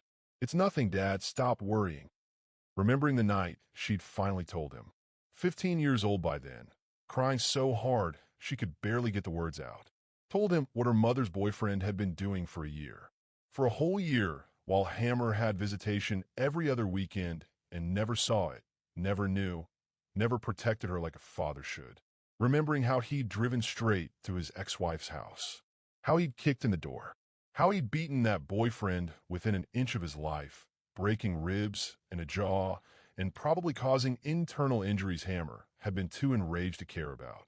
Ended up in county jail for aggravated assault. Bail set so high he couldn't make it. Sat there for 3 months waiting for trial. By the time he got out, charges reduced to simple assault, sentenced to time served in probation because the DA took pity on him. His daughter wouldn't speak to him.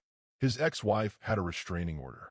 The boyfriend had moved 2 states away and was never charged with anything because Sarah refused to testify, because the trauma of a trial was deemed worse than letting him walk free.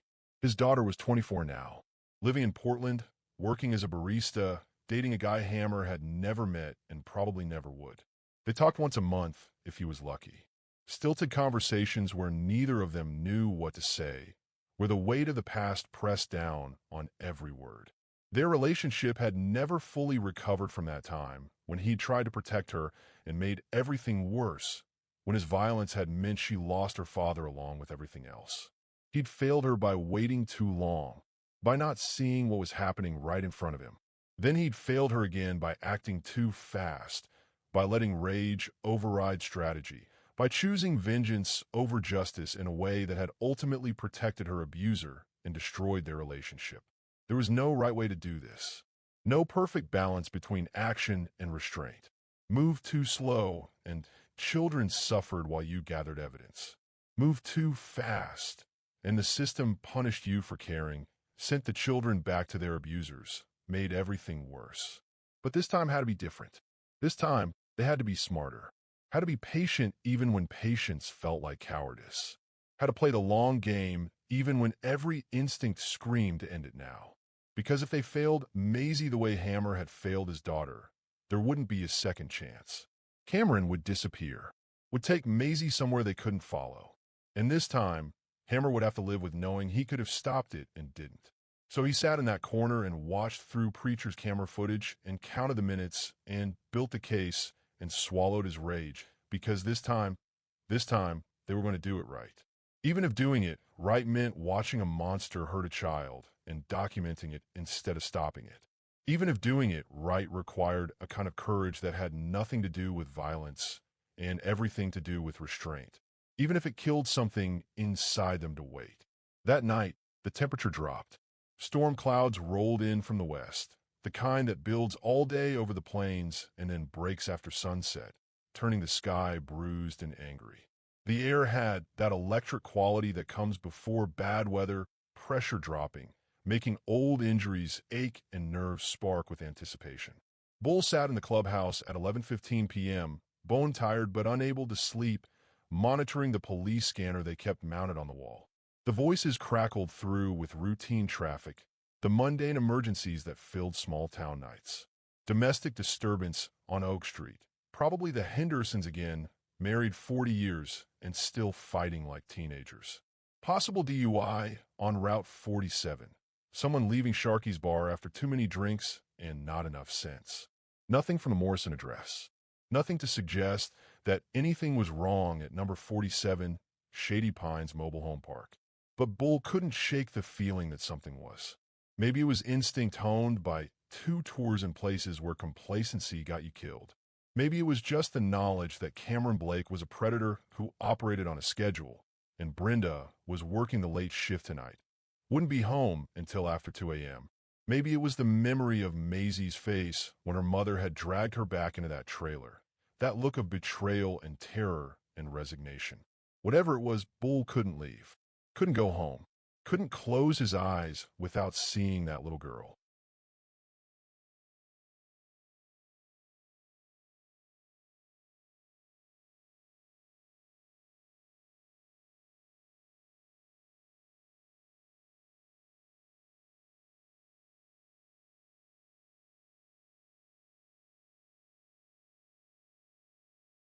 Then at 11:47 p.m., a call came through Ghost's equipment. Not the official police scanner, but the system he'd quietly hacked that let them monitor raw 911 calls before they were filtered and assigned, before dispatchers decided what was important and what wasn't. A small voice came through the speaker. Terrified. Desperate. So Quiet Bull had to lean forward to hear it over the sound of his own heartbeat. Please help me. He's hurting me again. It hurts so bad. Please. The biker said to call this number if I needed help. Please send someone. Maisie's voice, 6 years old, and calling 911, while Cameron Blake did unspeakable things somewhere in that trailer, while her mother served coffee and pancakes to strangers who'd leave her a $2 tip and think they were being generous. Bull's whole body went rigid. Ghost looked up from his laptop, face pale. Hammer, who'd been half asleep in the corner, was suddenly wide awake. The dispatcher's voice came through, female, calm and professional in the way that 911 operators are trained to be. Okay, sweetheart, what's your address? Maisie gave it, her words interrupted by crying, by sharp intakes of breath that sounded like pain, like someone trying to speak while their body is screaming. 47 Shady Pines Mobile Home Park. Please, you have to send someone. He won't stop. Okay, honey. And what's the emergency? Cameron. He's hurting me. He won't stop. Please make him stop. There was a pause. Bull could hear typing in the background, could imagine the dispatcher pulling up the address on her screen, checking for previous calls, maybe recognizing the name.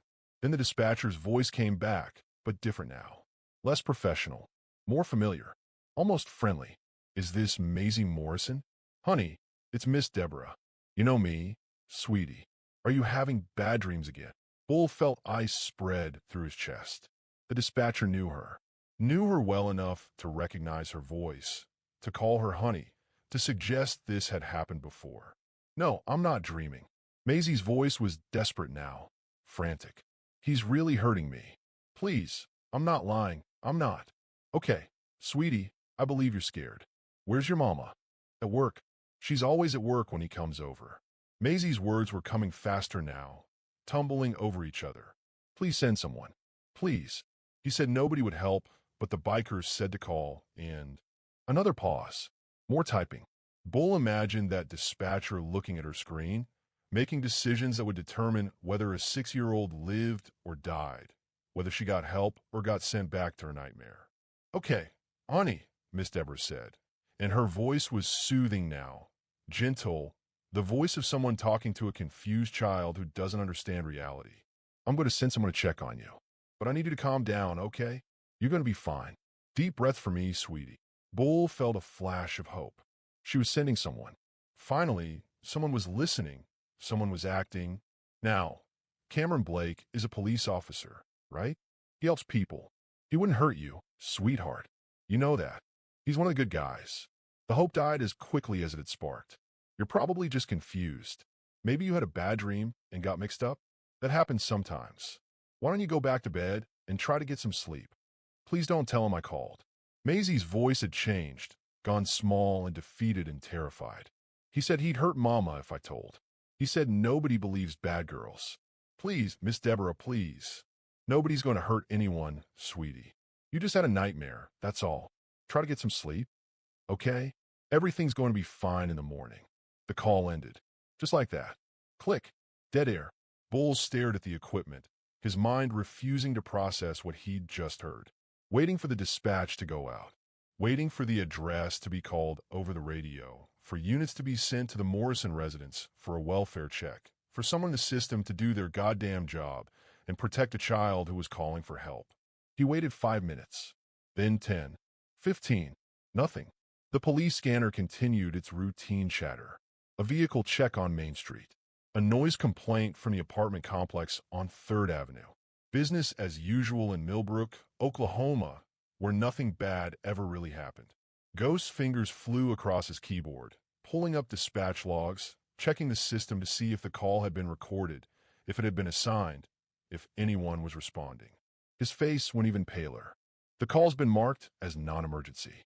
Possible prank. No action required. He scrolled down. The dispatcher's name is listed as Deborah Chun. His fingers kept moving, pulling up social media profiles, cross-referencing names. Within 30 seconds, he had her Facebook page on screen. Friends with Cameron Blake. Not just Facebook friends, real friends. Photos of them at the same family barbecues, summer cookouts with kids running around in the background. Cameron with his arm around Deborah's shoulders, both of them laughing at some shared joke. Comments on each other's posts about fishing trips and movie recommendations and birthday wishes. The kind of friendship that goes back years, that runs deep, that might make someone choose loyalty over a child's safety. Bull stood so fast his chair toppled backward, crashing to the floor with a sound like a gunshot in the quiet clubhouse. She buried it. His voice didn't sound like his own. It sounded like something dredged up from a place so deep and dark he'd forgotten it existed. She fucking buried it. Marked it as a prank and buried it. Preacher stood up, moved toward Bull with his hands out in a gesture that was meant to be calming, but looked more like someone trying to defuse a bomb. "We can't go there, Bull. Think about this. The restraining order. We go there, we're done. We're in jail. We lose everything we've worked for. We lose our ability to help her at all." But even as he said it, his voice lacked conviction. Because they'd all heard that call. They'd all heard a 6-year-old girl begging for help while she was being hurt. And they'd all heard a dispatcher, someone whose job was to send help, whose entire purpose was to be that lifeline between victims and rescue. Dismiss it as a bad dream. She called for help, Bull said, and his hands were shaking now, his whole body vibrating with barely contained violence. She did everything right. Everything we told her to do. And nobody's coming. He was already moving, grabbing his jacket from the hook by the door, his keys from the table. Every second they stood here debating was another second Maisie was alone in that trailer with Cameron Blake. Another second she was learning that even when you call for help, even when you do everything right, the people who are supposed to protect you will let you down. That little girl is alone in that house with that monster right now. Bull said, his voice deadly calm in the way that meant he was past anger, past rage, into something colder and more dangerous. And nobody's coming. So I'm going. Hammer stood up. Didn't say a word, just stood there, solid and ready, making his choice clear. Ghost closed his laptop with a quiet click that sounded like a door closing on his old life, on the version of himself that stayed on the right side of the law. I'm in. Preacher looked at all of them. These men he'd called brothers for years. These men who'd stood by him through divorces and bar fights and nights when the war dreams got too bad to face alone. He thought about all the right reasons to say no, all the logical arguments for why this was a mistake, all the ways this could go catastrophically wrong. Then he picked up his keys. They all knew what this meant. They all knew they were crossing a line they couldn't uncross, making a choice that would define the rest of their lives. Breaking into someone's home, interfering with a legal guardian, violating a restraining order that had been specifically designed to keep them away from Maisie Morrison. In the eyes of the law, they were about to become criminals, kidnappers, vigilantes, the very things society feared when it looked at motorcycle clubs and saw trouble. But the alternative, leaving Maisie alone while Cameron Blake hurt her, while she cried for help that would never come, while she learned that the world was a place where monsters win and good people do nothing, that wasn't something any of them could live with. What Bull did next would either save his soul or destroy his life. Probably both. Because that's how it works when you're forced to choose between what's legal and what's right, when the system designed to protect children instead protects predators, when doing the right thing means becoming the criminal. But Bull had been 8 years old once, sitting in a hospital room, hoping someone would be brave enough to save him. And no one had been. He wouldn't be that person for Maisie. Wouldn't be another adult who looked at the evidence and chose the comfortable lie. Wouldn't be another voice telling her that her pain wasn't real, her trauma was just a bad dream. Her abuser was actually a good man. She was too confused to understand. If believing a child and protecting her made him a criminal, then Bull would be a criminal. If you believe that protecting a child is more important than following a corrupt system's rules, I need you to comment, break the silence right now. Because what happened next isn't just about one little girl in one small town. It's about every child who calls for help and gets dismissed. Every victim who tells the truth and gets called a liar. Every time the system chooses to protect the powerful instead of the innocent. Comment, break the silence. If you're standing with the people who refuse to look away, who refuse to let bureaucracy and badges become shields for monsters. Let them know we're watching. Let them know we remember. Let them know that some of us still believe that a child's life matters more than protocol. 3:47 in the morning. The dead hour when the world feels abandoned. When even the insects go quiet. When the only sounds are your own breathing and the blood rushing in your ears. The sky was starless, choked with storm clouds that hadn't yet decided whether to break or just hang there threatening. No moon. Perfect darkness for what they were about to do. 3 motorcycles cut through that darkness toward the Morrison trailer, engines rumbling low, headlights off until they were well past the entrance to Shady Pines. They parked 2 blocks away on a side street where trees provided cover, where no streetlights reached, where the motorcycles would look like they belonged to someone visiting the house on the corner. Bull killed his engine. The silence that followed felt enormous, pressing in from all sides. He could hear his own heartbeat. Could hear Hammer's breathing beside him, could hear the faint electronic hum from Ghost's phone as he checked the police scanner one last time to make sure no units were in the area. They approached on foot, moving with the kind of quiet that comes from training or desperation or both. Bull had done night operations in Afghanistan, moving through hostile villages where any sound could mean death. This felt worse somehow, more personal, more wrong. Because they weren't hunting enemy combatants in a war zone. They were breaking into an American home to take a child from her legal guardian. In the eyes of the law, they were the bad guys. The trailer was dark except for the flickering blue light from the living room TV, that artificial glow that meant someone had fallen asleep watching late-night infomercials or old movies, that meant the household had settled into whatever passed for normal here. The surrounding mobile homes were dark too. Working people sleeping before early shifts, families tucked in bed, nobody watching, nobody caring what happened at number 47. Bull, Hammer, and Ghost moved around back where a sagging chain-link fence separated the Morrison property from an empty lot choked with weeds and trash.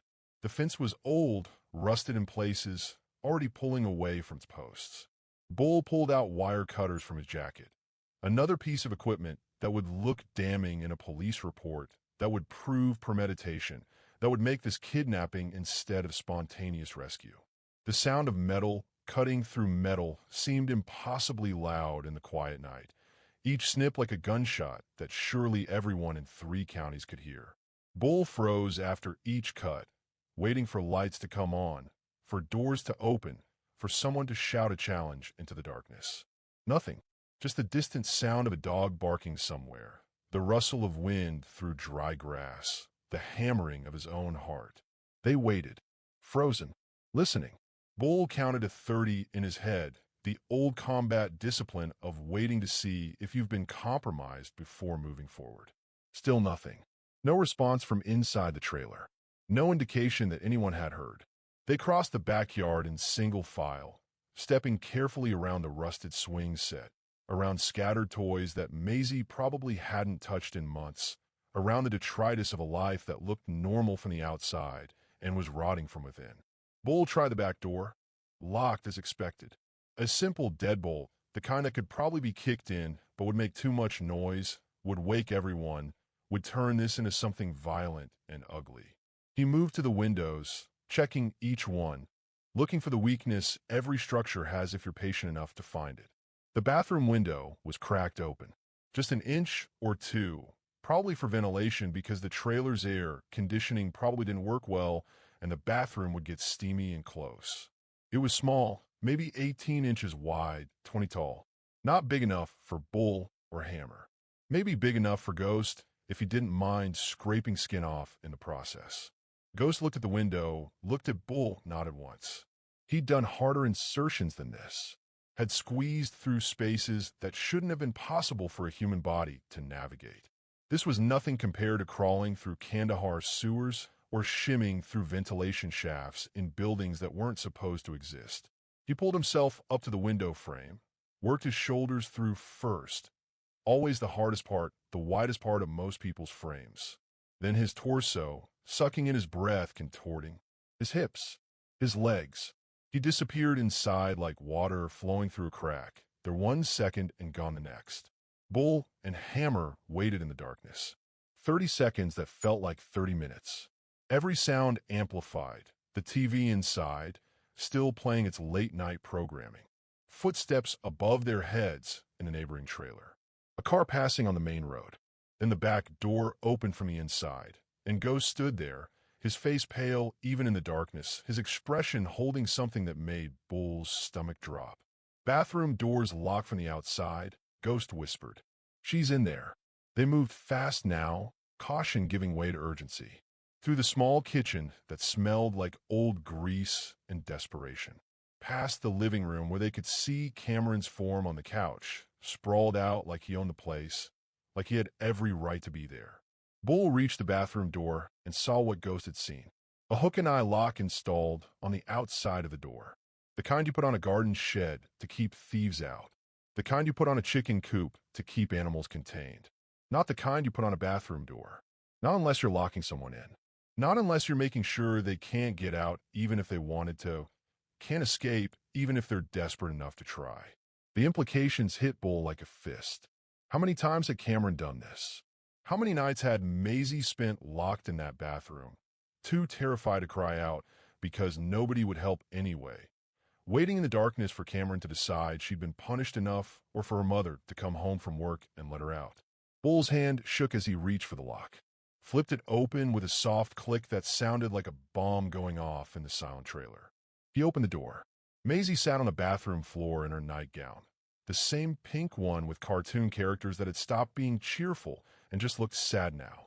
She was pressed into the corner between the toilet and the wall, making herself as small as possible, as invisible as possible. Blood streaked her legs, fresh enough to still be red. Her face was swollen from crying, eyes puffy and red, cheeks tracked with dried tears. When she saw Bull, something complex and heartbreaking crossed her features. Hope warring with terror, relief fighting with the learned expectation that adults always disappoint, always fail, always leave you in the dark. "You came," she whispered, and her voice held such surprise, such disbelief. Miss Deborah said nobody would come. Bull felt something break inside his chest. This child had called for help, had done everything right, and the dispatcher had dismissed her and then told Cameron about it. Had to have told Cameron, because why else would Maisie be locked in this bathroom at 3 in the morning? He knelt down, making himself small, non-threatening, remembering how scared he'd been at her age when adults towered over him, when their size meant power meant danger. "We came," Bull said softly. "We're getting you out of here. Mama's going to be so mad." Maisie's voice was flat, defeated, like she'd already accepted the punishment that was coming. "Cameron said if anyone finds out, he'll make Mama lose her job. We'll be homeless." Her chin trembled. "It'll be my fault." "None of this is your fault," Bull said, and he put every ounce of conviction he had into those words, willing her to believe him even though every adult in her life had taught her otherwise. Not one single bit. Not the abuse. Not what happens next. None of it. He held out his hand, palm up, offering not taking, letting her choose. "Do you trust me?" Maisie looked at his hand for a long moment. This scarred, calloused hand that had held weapons and rebuilt engines and done violence when necessary. This hand that belonged to a stranger, to a man her mother would tell her to run from, to someone the system had already decided was the threat instead of the salvation. Then she reached out with her small, trembling hand and placed it in his. They moved through the trailer like ghosts, Bull carrying Maisie because her legs wouldn't hold her, because walking hurt too much, because she was 6 years old and shouldn't have to walk through her own rescue. Hammer led the way, clearing each space with hand signals from his army days. Ghost brought up the rear, phone in hand, monitoring for any sign they'd been detected. In the living room, Cameron Blake lay on the couch exactly where Ghost had left him, still in his clothes, jeans, and that blue polo shirt from earlier. One arm hanging off the side of the couch, knuckles almost brushing the floor. Empty bourbon bottle on the coffee table, lying on its side, not even in the trash.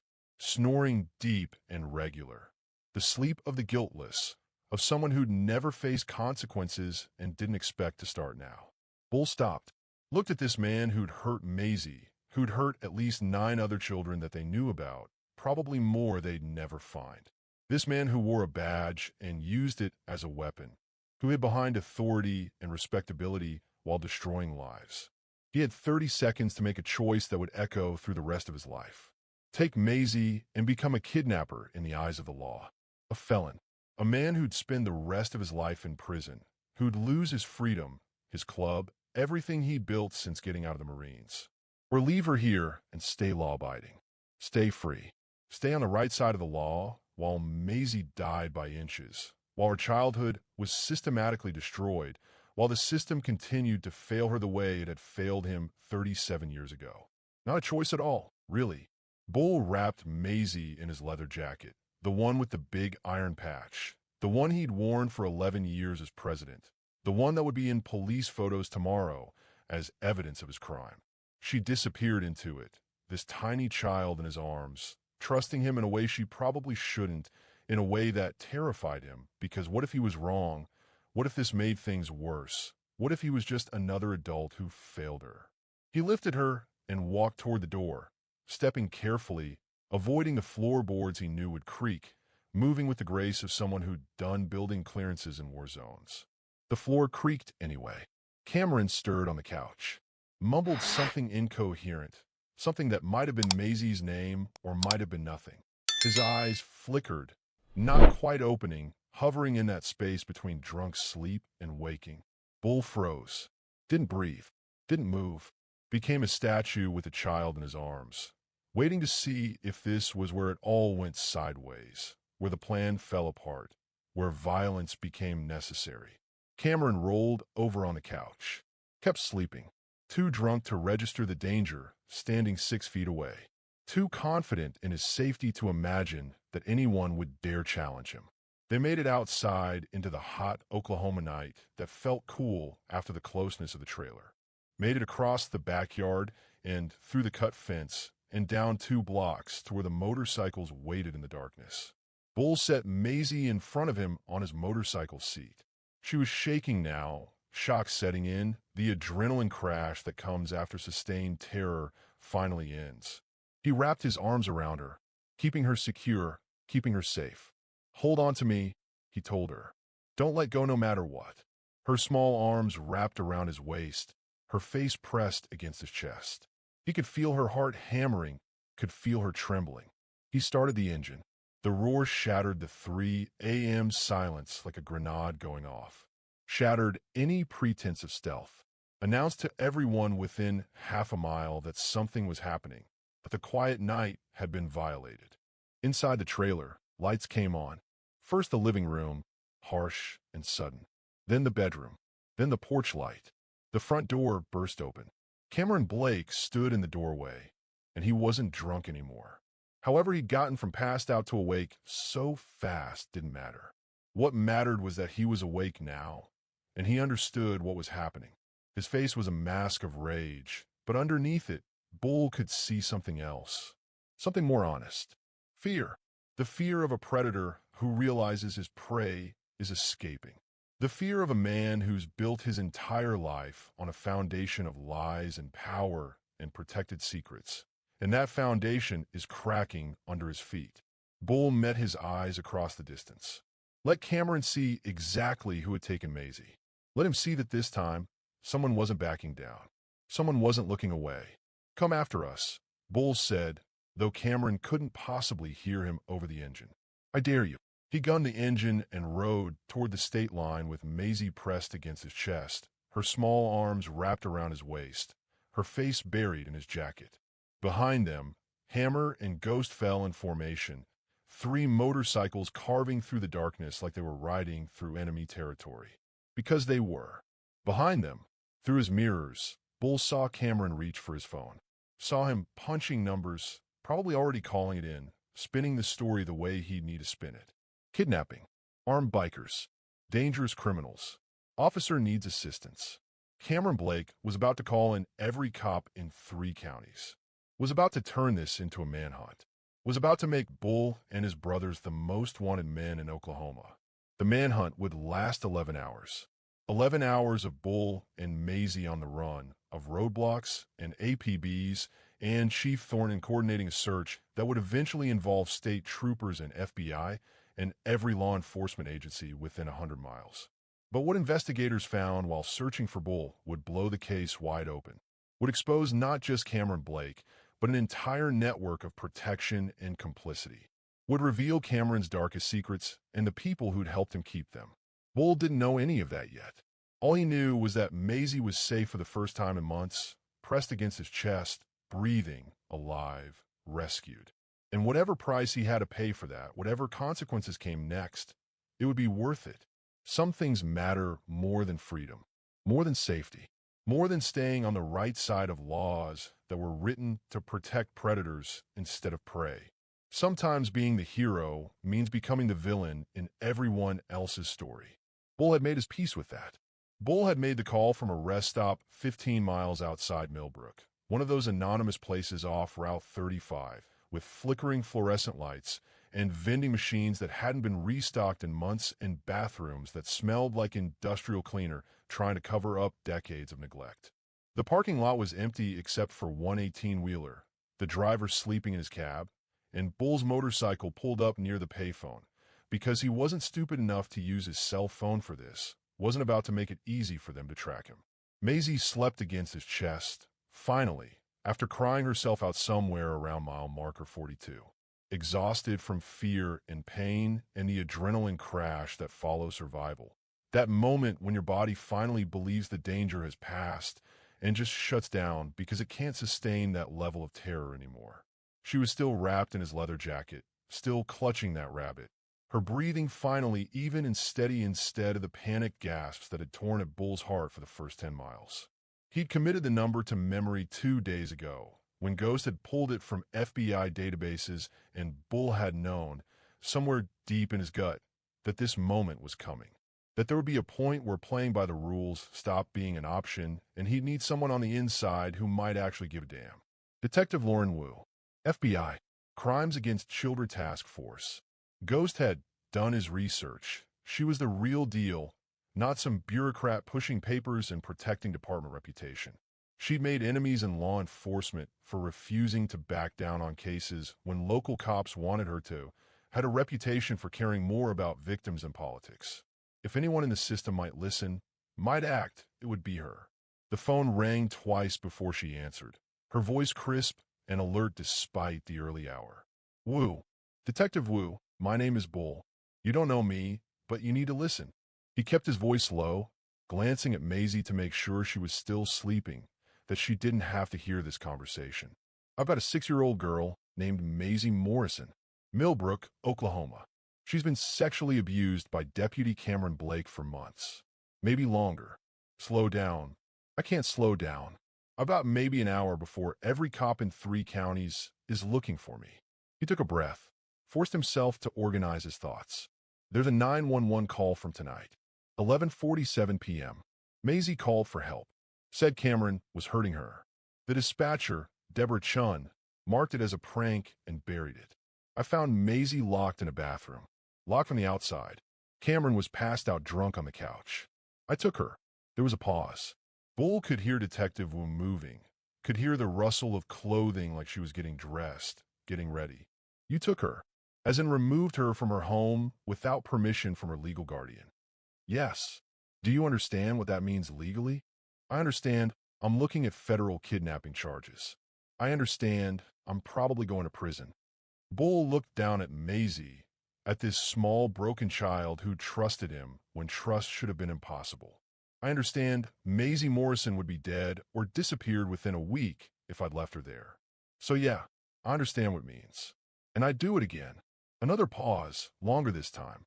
Bull could almost hear Detective Wu calculating, weighing her options, deciding whether to believe a biker with a record who'd just confessed to a federal felony. Tell me everything, she said finally. Fast. Every detail you've got. Bull told her. Poured it out in 2 minutes flat. Every word precise because he'd been rehearsing this conversation in his head since they'd cut through that fence. The 911 call and how they'd intercepted it. The dispatcher burying it. Finding Maisie locked in that bathroom with blood on her legs and terror in her eyes. Cameron passed out drunk, bourbon bottle on the table.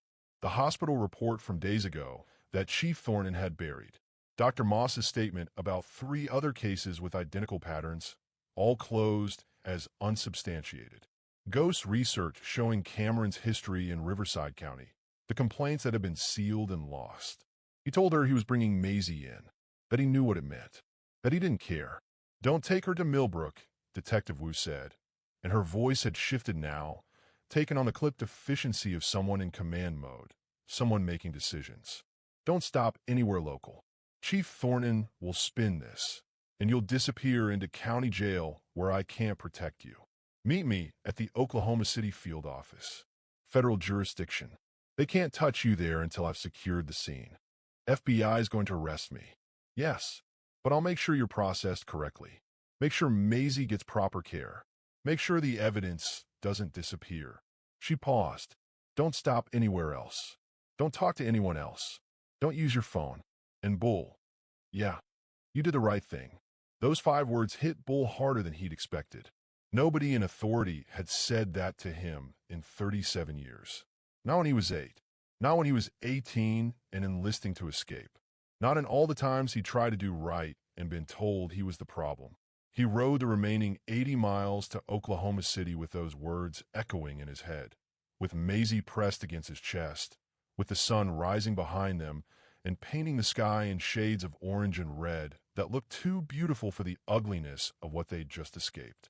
The FBI field office sat downtown, a gray concrete building that looked like every other federal building in America, designed to project authority without personality, to intimidate without offense, to make you understand that the people inside had power and weren't afraid to use it.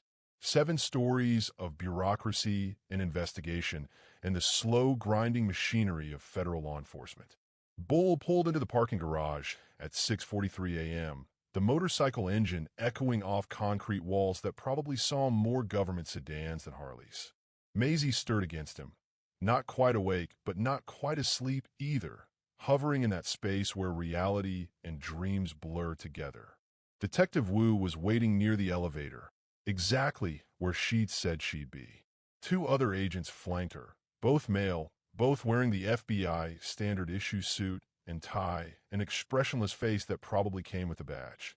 And a woman in civilian clothes, mid-40s maybe, with kind eyes and a gentle expression that marked her as someone who dealt with trauma for a living. Dr. Sarah Hoffman. The woman introduced herself, crouching down to Maisie's level as Bull lifted her off the motorcycle. I'm a forensic interviewer. I work with children who've been through scary things. I'm going to talk with you for a little bit, okay? Just you and me, and then we'll make sure you're safe. Maisie looked at Bull, those winter blue eyes full of questions and fear and the terrible learned expectation that every adult eventually leaves. These are good people, Bull told her, even though he had no idea if that was true, even though the system had failed her at every turn, and now he was asking her to trust it one more time. They're going to help you. Really help you this time. Are you leaving me too? Maisie's voice was so small, so broken. Bull felt his heart crack. I'll be right here, he promised, knowing it was probably a lie, knowing that in about 60 seconds he'd be in handcuffs and she'd be taken somewhere he couldn't follow. I promise I'm not going anywhere. Dr. Hoffman took Maisie's hand gently, speaking in soft tones that Bull couldn't quite hear, leading her toward the elevator. Maisie looked back over her shoulder 3 times, each glance a small betrayal, each step taking her further from the only person who'd chosen her over the rules. Then she was gone, elevator doors closing, and Bull was alone with Detective Wu and her 2 agent shadows.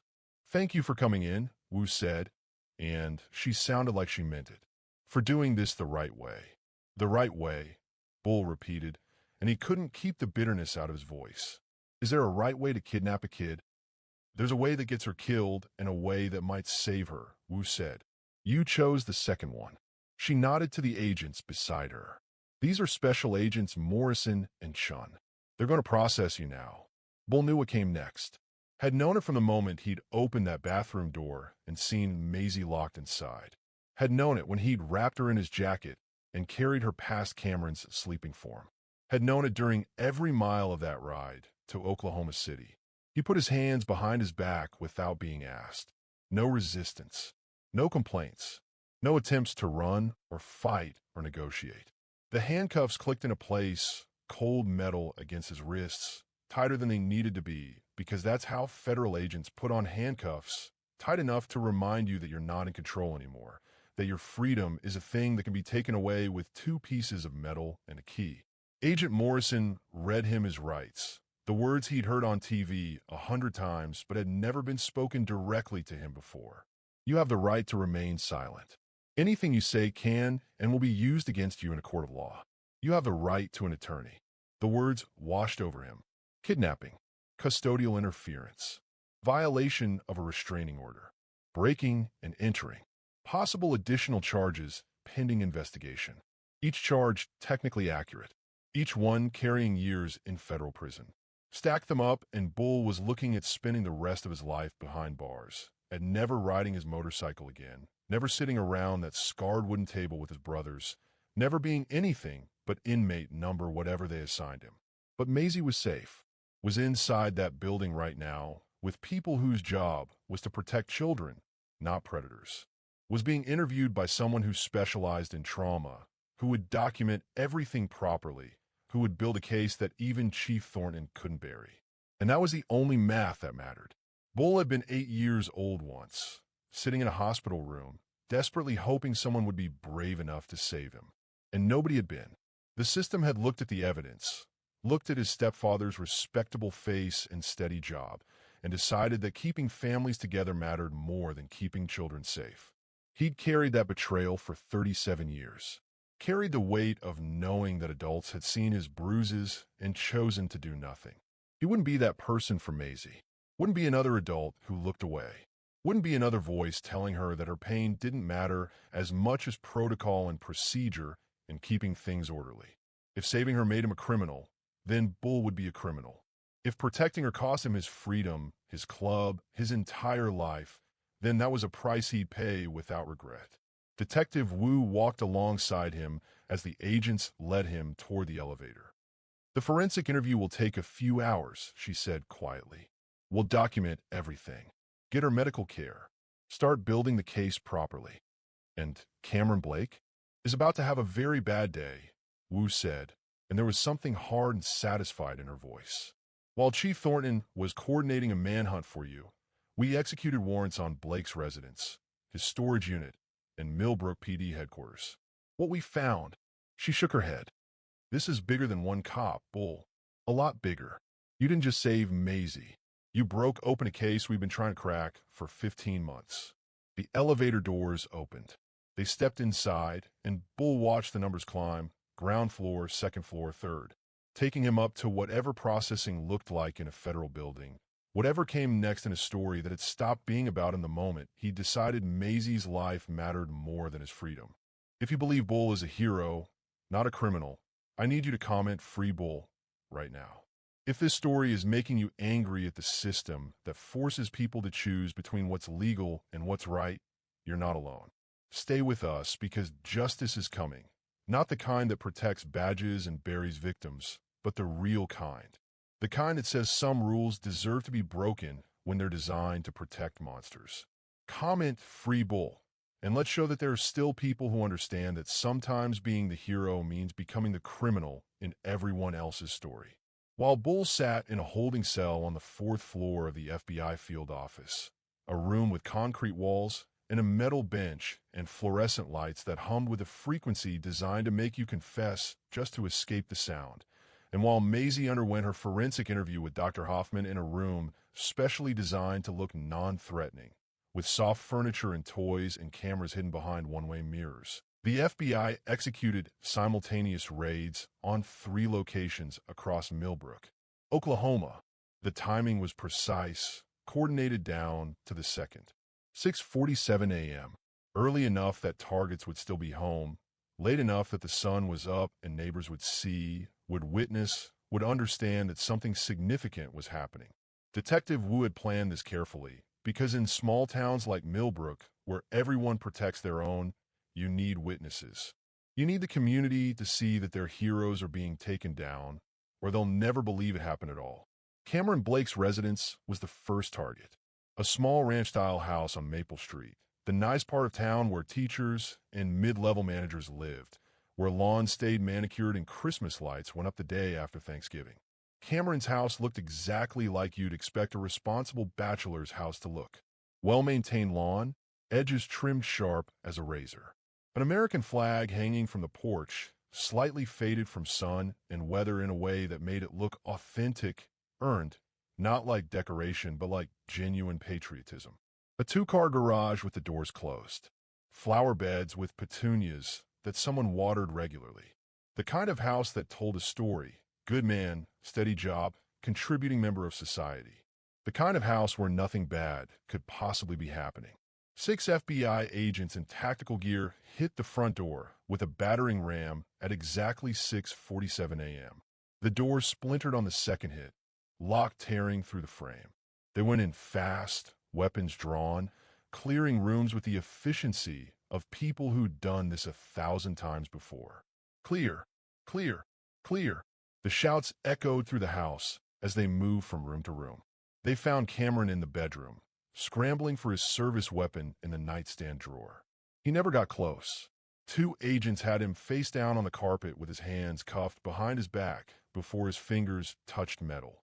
Cameron Blake, you're under arrest for production and distribution of child sexual abuse material for aggravated sexual abuse of a minor.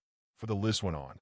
17 charges read rapid fire while Cameron's face pressed into his bedroom carpet, while his neighbors gathered on the street outside to watch Officer of the Year being dragged from his house in handcuffs. Inside, the house was staged like a showroom. Everything clean, everything in place. Living room with leather couch and flat-screen TV positioned for optimal viewing. Kitchen with granite counters and stainless steel appliances that looked barely used because Cameron probably ate most of his meals at Brenda Morrison's trailer or at the diner downtown, where everyone knew his name. Bedroom with military-style made bed, corners tight enough to bounce a quarter. Everything projecting the image of a responsible, trustworthy man living a simple, honest life. But the FBI's forensic team wasn't interested in appearances. They were looking for what people hide.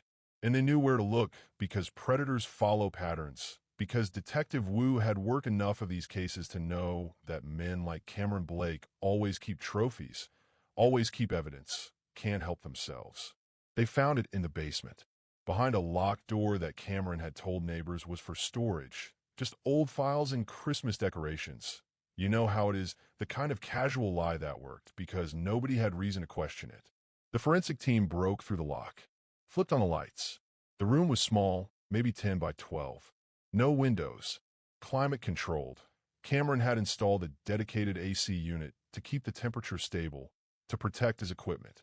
A desk with a high-end computer, multiple monitors, the kind of setup that cost thousands of dollars. And on the shelves, external hard drives. 7 of them, each one carefully labeled with innocuous names. Tax records, 2019, photos, family, work files, the kind of labels that would make sense if anyone ever saw them. That would deflect suspicion. Each drive held terabytes of data, thousands of images, hours and hours of video. Multiple children, different ages, different genders, different levels of terror visible in their faces.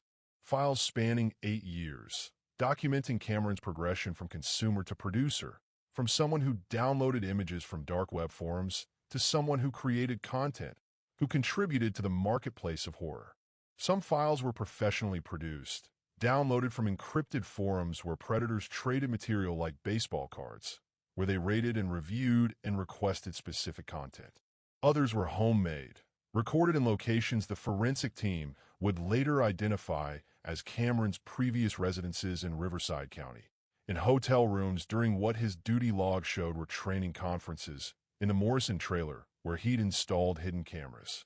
The camera footage from Maisie's bedroom was particularly damning.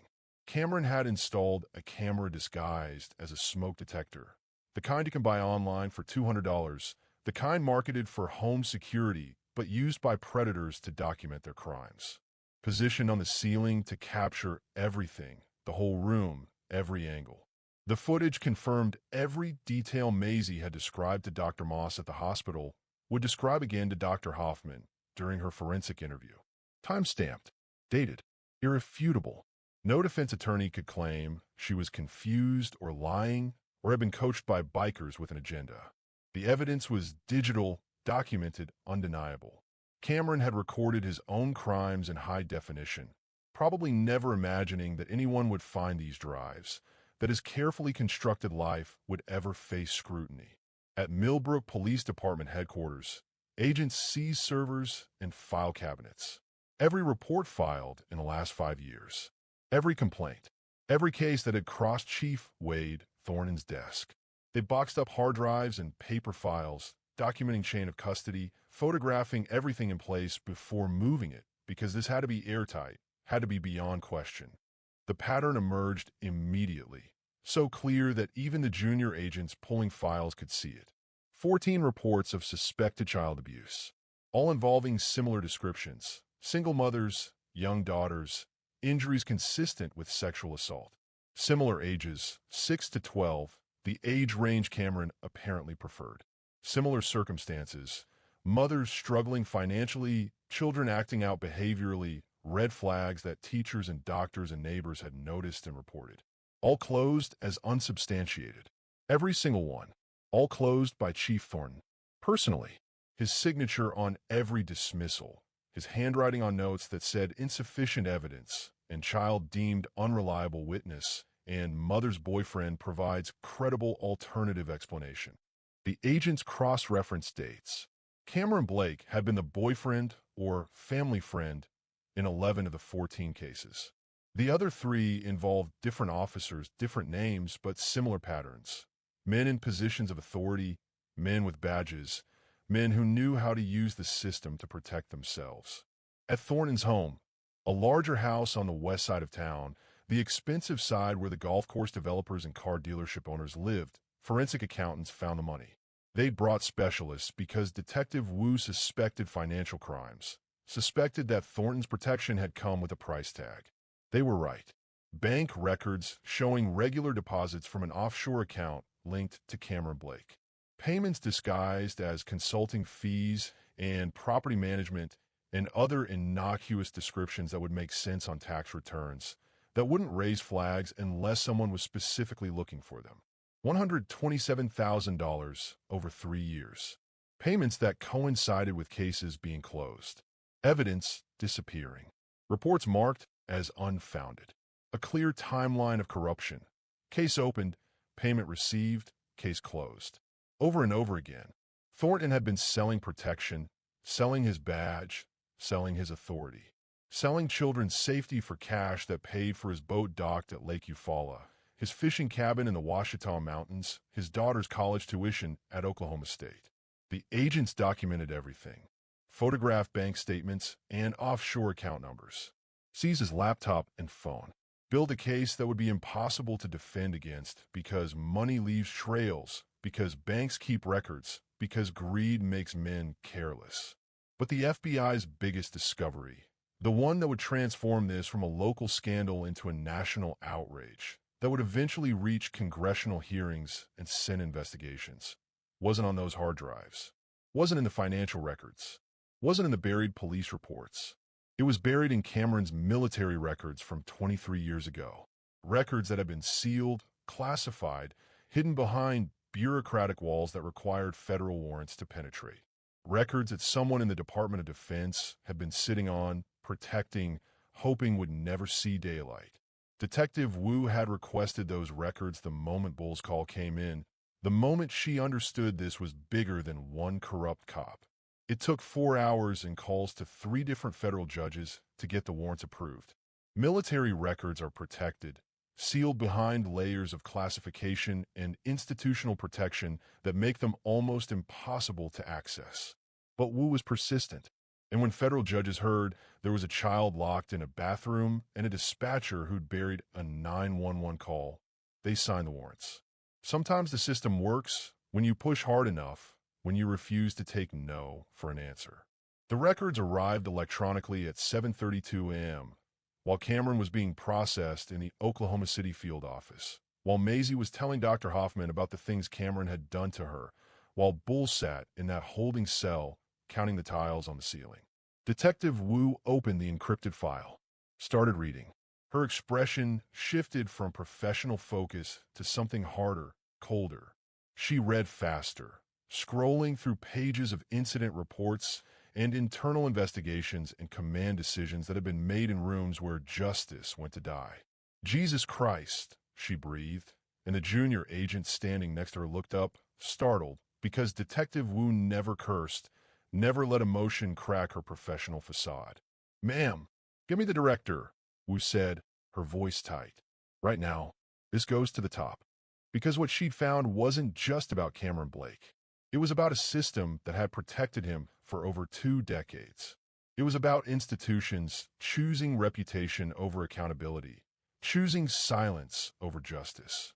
It was about how many children had suffered because people in power decided that covering up one Marine's crimes was more important than protecting the vulnerable. And it was about to explode into public consciousness in a way that would shake law enforcement agencies across the country.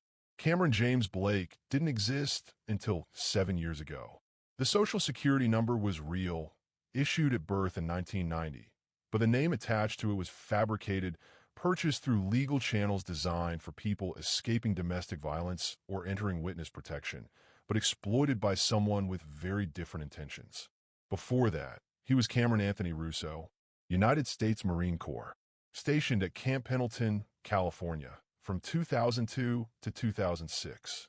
His service record looked exemplary for the first 4 years, the kind of file that superior officers point to as an example of what right looks like. Multiple commendations for excellence in duty. Promotion to corporal ahead of schedule. Exemplary conduct ratings across the board. Letters of recommendation from his commanding officers describing him as dedicated, trustworthy, the kind of Marine who makes the Corps proud. The kind of record that opens doors. That gets you respect. That makes people want to help you when you transition to civilian life. Then, 23 years ago, everything changed. Staff Sergeant Robert Chun filed a formal complaint with his chain of command, alleging that Corporal Cameron Russo had sexually assaulted Chun's 13-year-old daughter, Michelle, during a family barbecue at base housing.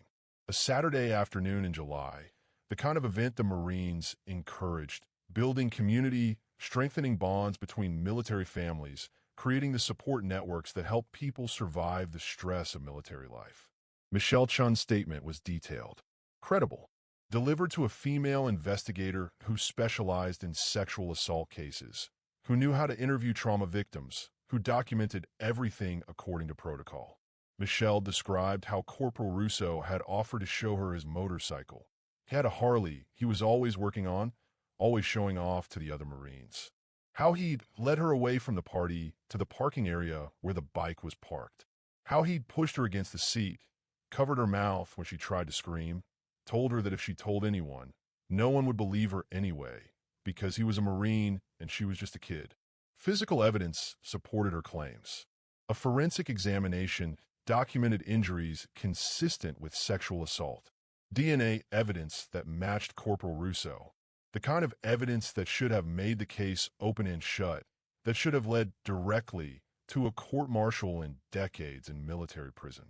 The Naval Criminal Investigative Service opened a case file. NCIS Special Agent Patricia Mendez conducted the investigation with the thoroughness that the Marines were supposed to be famous for. She interviewed witnesses, collected evidence, built a case that was airtight, undeniable, prosecutable. Her report recommended immediate court-martial proceedings. Maximum charges. No plea deals, she wrote in her conclusion. Corporal Russo represents a clear and present danger to military families and must be held accountable to the fullest extent of military justice. The report went up the chain of command. To Russo's company commander, to the battalion commander, to the base commander, Colonel Richard Hastings, a 30-year Marine who'd served in Gulf War I, who had a reputation for being tough but fair, who preached about honor and integrity and the Marine Corps values. And somewhere in those offices, in meetings that would never be officially documented, decisions were made. Not about justice, about optics, about reputation, about protecting the institution. A court-martial would mean publicity, news coverage, questions about how a predator had been allowed to operate on a military base around military families. It would mean congressional inquiries. It would mean the kind of scandal that damaged recruiting numbers and made the Marines look bad. Instead, Corporal Cameron Russo received a dishonorable discharge for conduct unbecoming a Marine. Military speak designed to bury details, to protect the institution, to avoid the publicity of a full trial. The kind of administrative punishment that let the Marines say they'd taken action while making sure the details never became public. He was discharged quietly in August 2006. No criminal charges filed in civilian court. Military justice stayed military justice, contained within the system. No sex offender registration, because without a conviction, there was nothing to register. Nothing that would follow him into civilian life beyond a discharge status that he could explain away as personality conflicts or political disagreements or any of a dozen other stories that people would believe because they wanted to believe, because it's easier to believe that young men make mistakes than to face the reality that institutions protect predators. The system gave him a fresh start, a second chance, an opportunity to rehabilitate himself and become a productive member of society. And Cameron Anthony Russo used that fresh start to refine his predation, to learn from his mistakes, to become better at hiding, better at selecting victims who wouldn't be believed, better at operating in the gaps where the system's protections failed. He legally changed his name through a court in Nevada, a jurisdiction known for processing name changes with minimal scrutiny, where you could file paperwork and appear before a judge who'd rubber-stamp the request without asking too many questions about why you needed a new identity. Cameron Anthony Russo became Cameron James Blake. New name, new social security card, new driver's license, new background check that showed nothing because databases didn't communicate across state lines the way they should, because Nevada didn't automatically notify California about name changes, because the discharge paperwork was sealed in military records that civilian police departments couldn't access without federal warrants, because the system had been designed with privacy protections that predators could exploit. Cameron James Blake applied to law enforcement agencies across the Southwest. He leveraged contacts from his military service, Other Marines who'd gone into police work, who believed in taking care of their brothers, who didn't ask too many questions about that dishonorable discharge because Cameron had a good story about personality conflicts with a commanding officer who had it out for him. The kind of story that rang true to men who'd had their own conflicts with authority, who believed that the military was political and sometimes good men got screwed. Riverside County Sheriff's Department hired him 6 years ago. He passed the background check because it only searched under Cameron Blake, not Cameron Russo. Passed the psychological evaluation because he was smart enough to give the right answers, charming enough to make the evaluator like him. Passed the training academy near the top of his class. And then he started hunting again. When the complaints started in Riverside County, when mothers began reporting that their daughters had been hurt, when teachers noticed behavioral changes, when doctors documented injuries, Sheriff Marcus Webb, himself a former Marine who believed deeply in the brotherhood, in taking care of his own, helped facilitate a quiet transfer. He called his counterpart in Millbrook, Oklahoma, Chief Wade Thornton, also a veteran, also a man who believed in giving people second chances. Webb wrote a letter of recommendation that mentioned none of the allegations. Deputy Blake is an exemplary officer, it said. He would be an asset to any department. He provided a personnel file that had been selectively edited. Performance reviews included, complaint files mysteriously absent. Another fresh start. In Millbrook, where Chief Thornton accepted the recommendation of a fellow law enforcement officer and asked no follow-up questions because you trust your brothers, because that's what the thin blue line means, because sometimes solidarity matters more than scrutiny.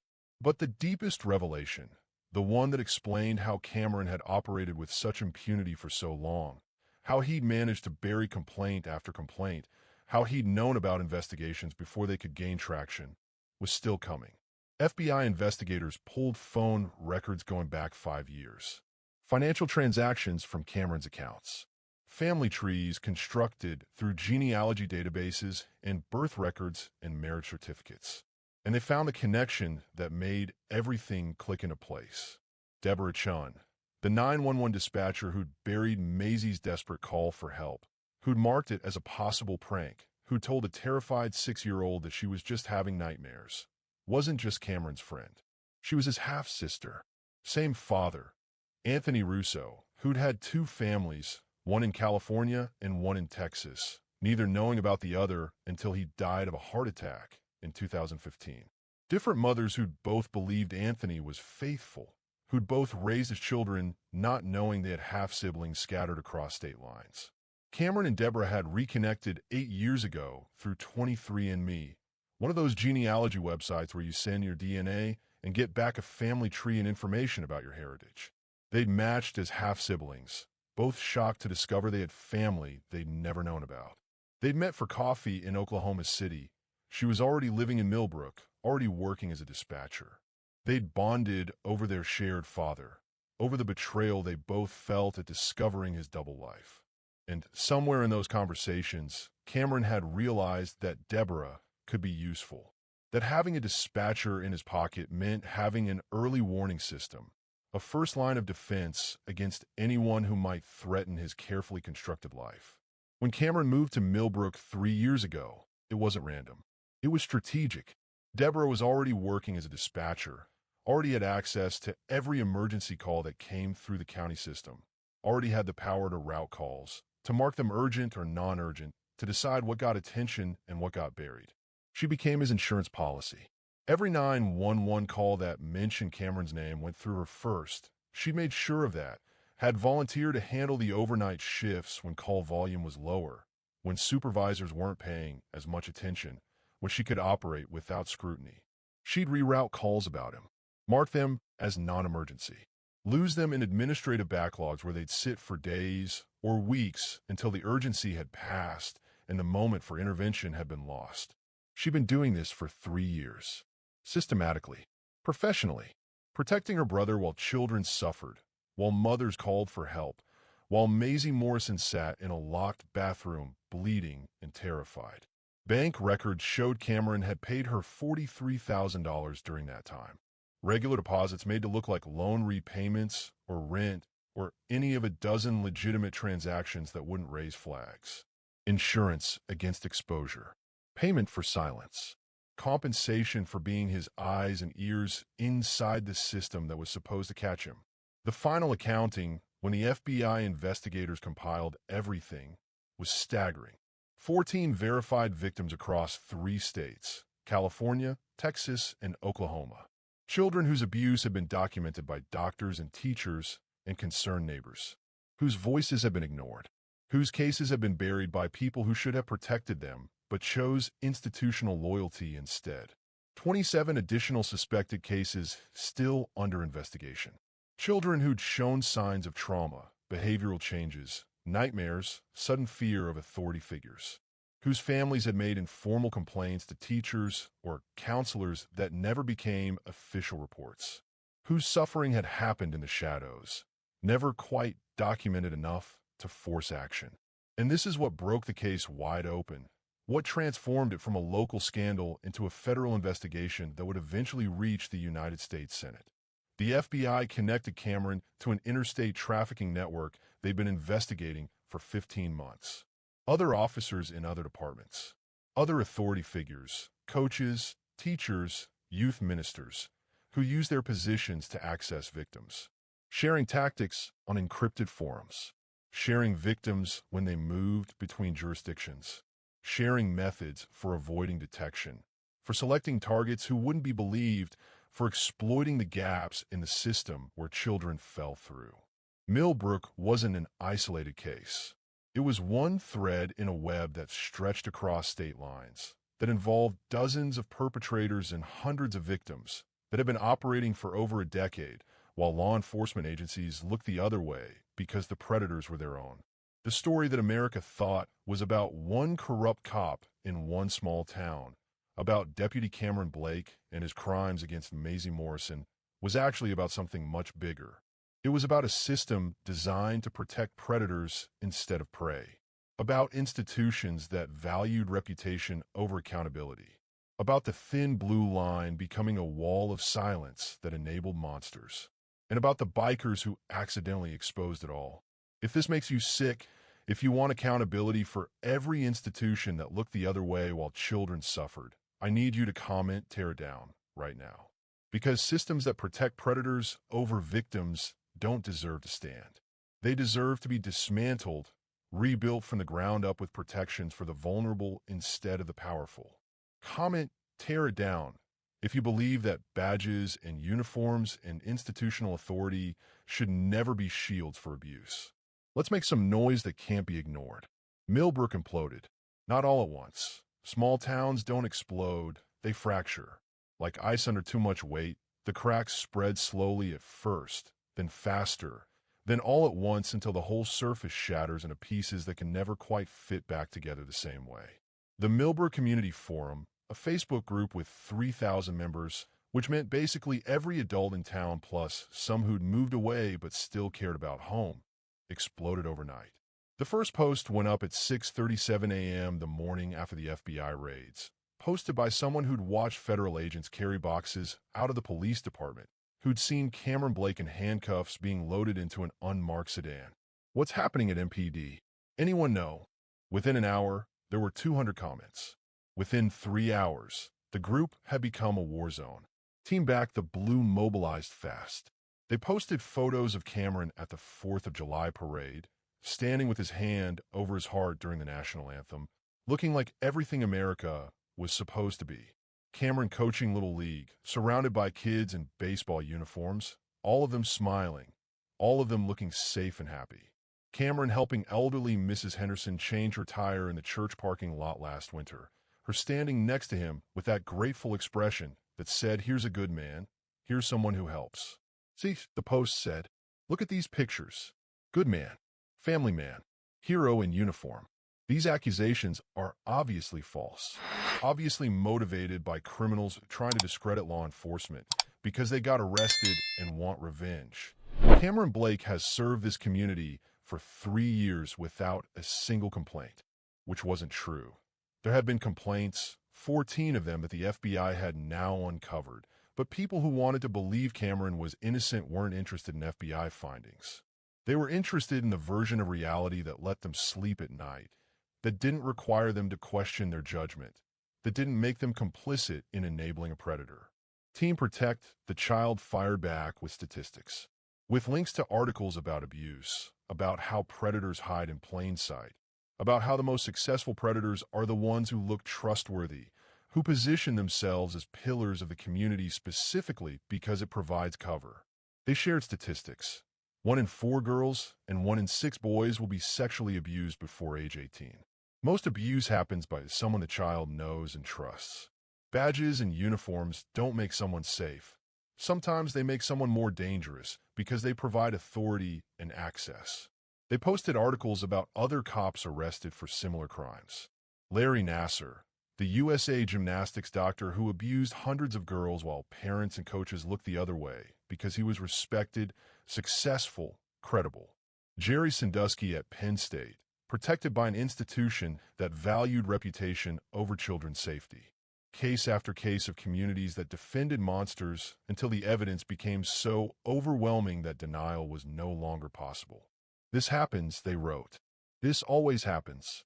Communities always defend the predator, always attack the victims, always shoot the messenger.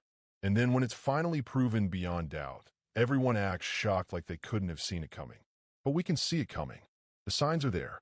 The evidence is there. We just have to choose to look. The moderators, 3 volunteers who'd never signed up for this level of conflict, try to keep up, try to maintain some semblance of civil discourse. They deleted comments that used slurs, banned people who made threats, posted reminders about community guidelines and respectful dialogue. But it was like trying to stop a flood with a paper cup. For every comment they deleted, 5 more appeared. The conversation had stopped being about facts and become about identity, about tribal loyalty, about which side you were on, and what that said about who you were as a person. By Friday morning, 3 days after the raids, the Facebook group had split into 2 distinct camps that might as well have been speaking different languages. And the division was spreading through town like a crack through ice, separating families and friendships and church congregations, forcing people to choose sides in a conflict where neutrality felt like cowardice. Bull felt it everywhere he went, felt the town turning against him, against Big Iron, against anyone who dared to challenge the comfortable narrative that Millbrook was safe, that their officers were heroes, that bad things didn't happen here.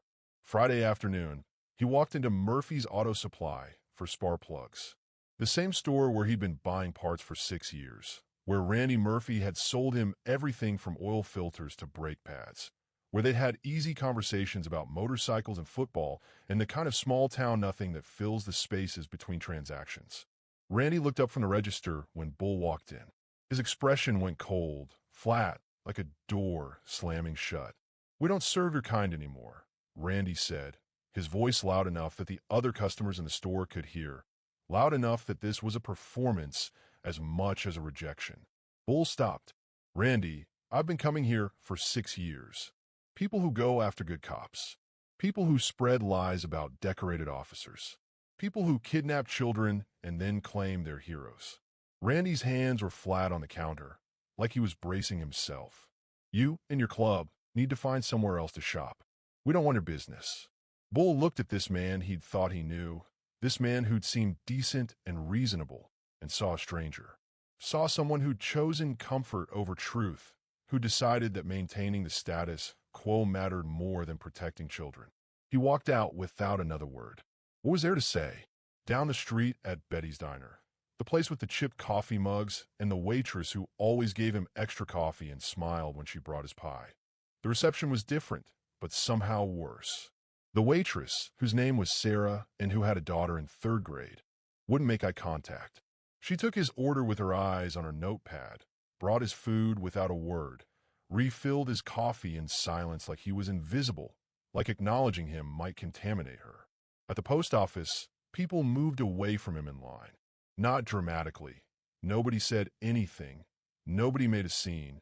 But when he joined the queue, the woman in front of him found a reason to leave, said she'd forgotten something in her car.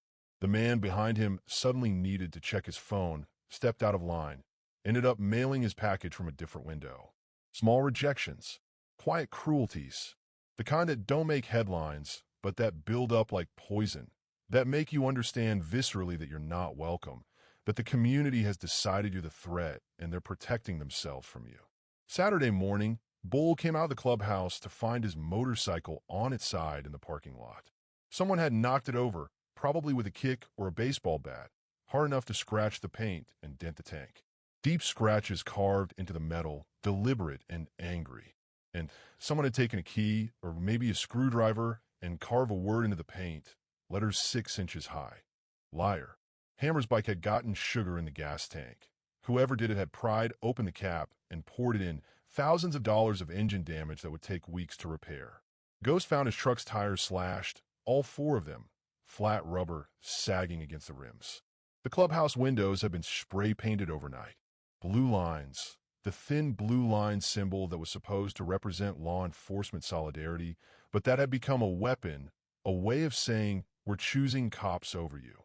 In words in dripping blue paint, blue lives matter. Bikers don't. The message was clear. The town had chosen its side, and Big Iron wasn't on it. But some people chose differently. Some people, when forced to examine their consciences in the bright light of federal investigation, made different calculations about what mattered more: comfort or truth, reputation or justice, protecting the system or protecting children. Bull was pumping gas at the Chevron station Sunday afternoon, the only gas station owner who hadn't asked him to leave, when an elderly woman approached. She had to be 75, maybe 80, moving slowly with a wooden cane that had probably belonged to her husband before he died. She wore church clothes, a floral dress and pearl necklace, and sensible shoes, indicating she'd just come from the 11 o'clock service at First Baptist. She looked around carefully, making sure no one was watching, making sure no one from her church was in the parking lot to see her talking to one of those bikers, one of those criminals who turned their town upside down. Then she leaned close to Bull, close enough that he could smell her perfume, something floral and old-fashioned. Her voice came out barely above a whisper, trembling with age and emotion and something that might have been shame. My granddaughter told me something about Cameron Blake 2 years ago. She was 9. Said he touched her inappropriately at the police department's youth outreach event. You know, the one they do every summer where they invite kids to tour the station and sit in the patrol cars. The woman's eyes filled with tears, roomy and red behind her glasses. I told her she must have misunderstood. I told her Cameron was a nice man, that she shouldn't say things like that about people who help our community.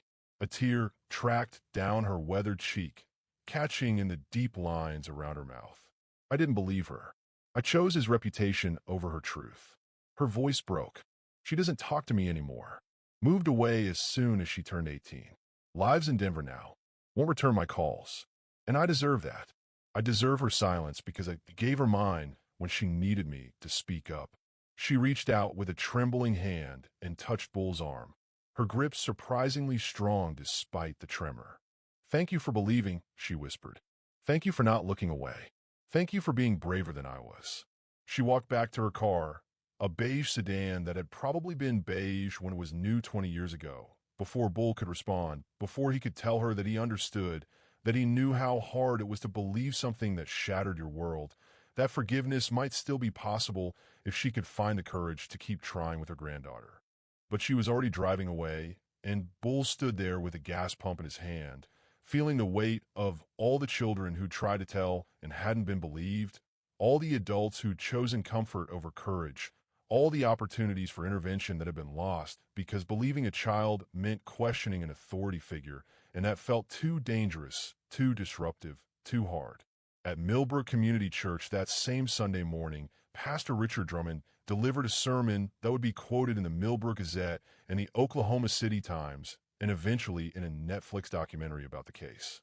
He stood in his pulpit, gray hair perfectly styled, wearing his best suit, and delivered his message with the kind of righteous certainty that made people believe he was speaking God's truth instead of his own fear. "We live in troubling times, brothers and sisters," he began, his voice carrying to every corner of the sanctuary where 300 people sat in pews their families had occupied for generations. Times when lawlessness is celebrated and chaos is praised. Times when good men who dedicate their lives to protecting us, who put on badges and put their lives on the line every single day, are torn down by rumors and lies and gossip for people with agendas. The congregation murmured agreement, nodded along. I'm talking about the scourge of vigilante motorcycle gangs spreading poison through our community. Drummond continued, his voice rising with righteous anger. Targeting one of our finest citizens, a decorated officer, a man who coaches our children and helps our elderly and serves this community with honor, because he had the courage to arrest them for their crimes, because he had the backbone to enforce the law even when it made him enemies. More murmurs, more nods. People who wanted to believe that their town was good, that their judgment was sound, that the man who'd helped them change their tire or coach their son's baseball team couldn't possibly be a monster, because monsters don't look like that. Monsters don't smile like that.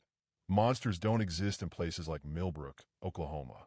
In the third row, the Henderson family, whose grandmother Cameron had helped with that tire, sat with their hands folded, believing every word, grateful that their pastor was defending truth against lies. But in the back row, a young mother named Jennifer sat with her 6-year-old daughter pressed against her side. And she was thinking about last summer's vacation Bible school, about how her daughter had come home saying that Officer Blake made her uncomfortable, that she didn't like the way he hugged her, that his hands felt wrong. And Jennifer had told her daughter she was being silly, that Officer Blake was a nice man, that she should be respectful of authority. Now, Jennifer sat in that back pew and wondered if she should have listened, wondered if her daughter had been trying to tell her something important, wondered how many other children in this very congregation had tried to speak up and been silenced by adults who couldn't imagine that evil wore badges and smiled in church. The town was tearing itself apart, fracturing along lines of loyalty and fear and cognitive dissonance. Everyone's so busy defending their version of truth, the version that let them sleep at night, that didn't require them to question their judgment or examine their complicity, that nobody noticed the actual truth was slipping away, that children were still suffering, that the system was still broken, that choosing sides mattered less than choosing children. And somewhere in the middle of it all, Maisie Morrison was in a foster home learning to feel safe again, while her mother sat in a different kind of prison, one made of guilt and recognition and the terrible knowledge that she'd chosen wrong, that she'd let a monster into her home and called him savior while he destroyed the one person she was supposed to protect above all others. The trial lasted 6 days, though it felt like 6 months to everyone watching. 6 days of testimony and evidence and legal arguments that would determine whether Bull spent the rest of his life in prison or walked out a free man. 6 days that would decide whether saving a child's life was a crime or an act of heroism. 6 days that became a referendum on something bigger than one man's actions. A referendum on what justice really means when the law and morality don't align. Bull's defense attorney was Margaret Chun, no relation to Deborah Chun, the dispatcher, though the shared last name had caused some initial confusion. Margaret was 53 years old, a public defender for 20 years before going into private practice, the kind of lawyer who took cases because she believed in them rather than because they paid well. She'd taken Bull's case pro bono after seeing the news coverage, after reading about a 6-year-old locked in a bathroom while a 911 dispatcher buried her call for help, after deciding that if the system wouldn't protect children, then someone had to defend the people who would. She built her entire defense around a single legal principle: necessity. The necessity defense is one of the oldest in common law, dating back centuries to cases where people broke laws to prevent greater harms. A man who steals bread to feed his starving family. A person who breaks into a burning building to save someone trapped inside. Someone who speeds through red lights while rushing a dying person to the hospital. The law recognizes that sometimes the letter of the law conflicts with its spirit, that sometimes breaking a rule is the only moral choice available. Margaret presented the evidence methodically, building her case piece by piece like an architect constructing a building from foundation to roof. The 911 call that had been buried. She played the audio in court, Maisie's small, terrified voice filling the courtroom, making jurors wipe their eyes as they heard a 6-year-old begging for help while the dispatcher told her she was just having nightmares. She presented the dispatch logs showing the call marked as possible prank No action required, showed Deborah Chun's notes dismissing a child's cry for help.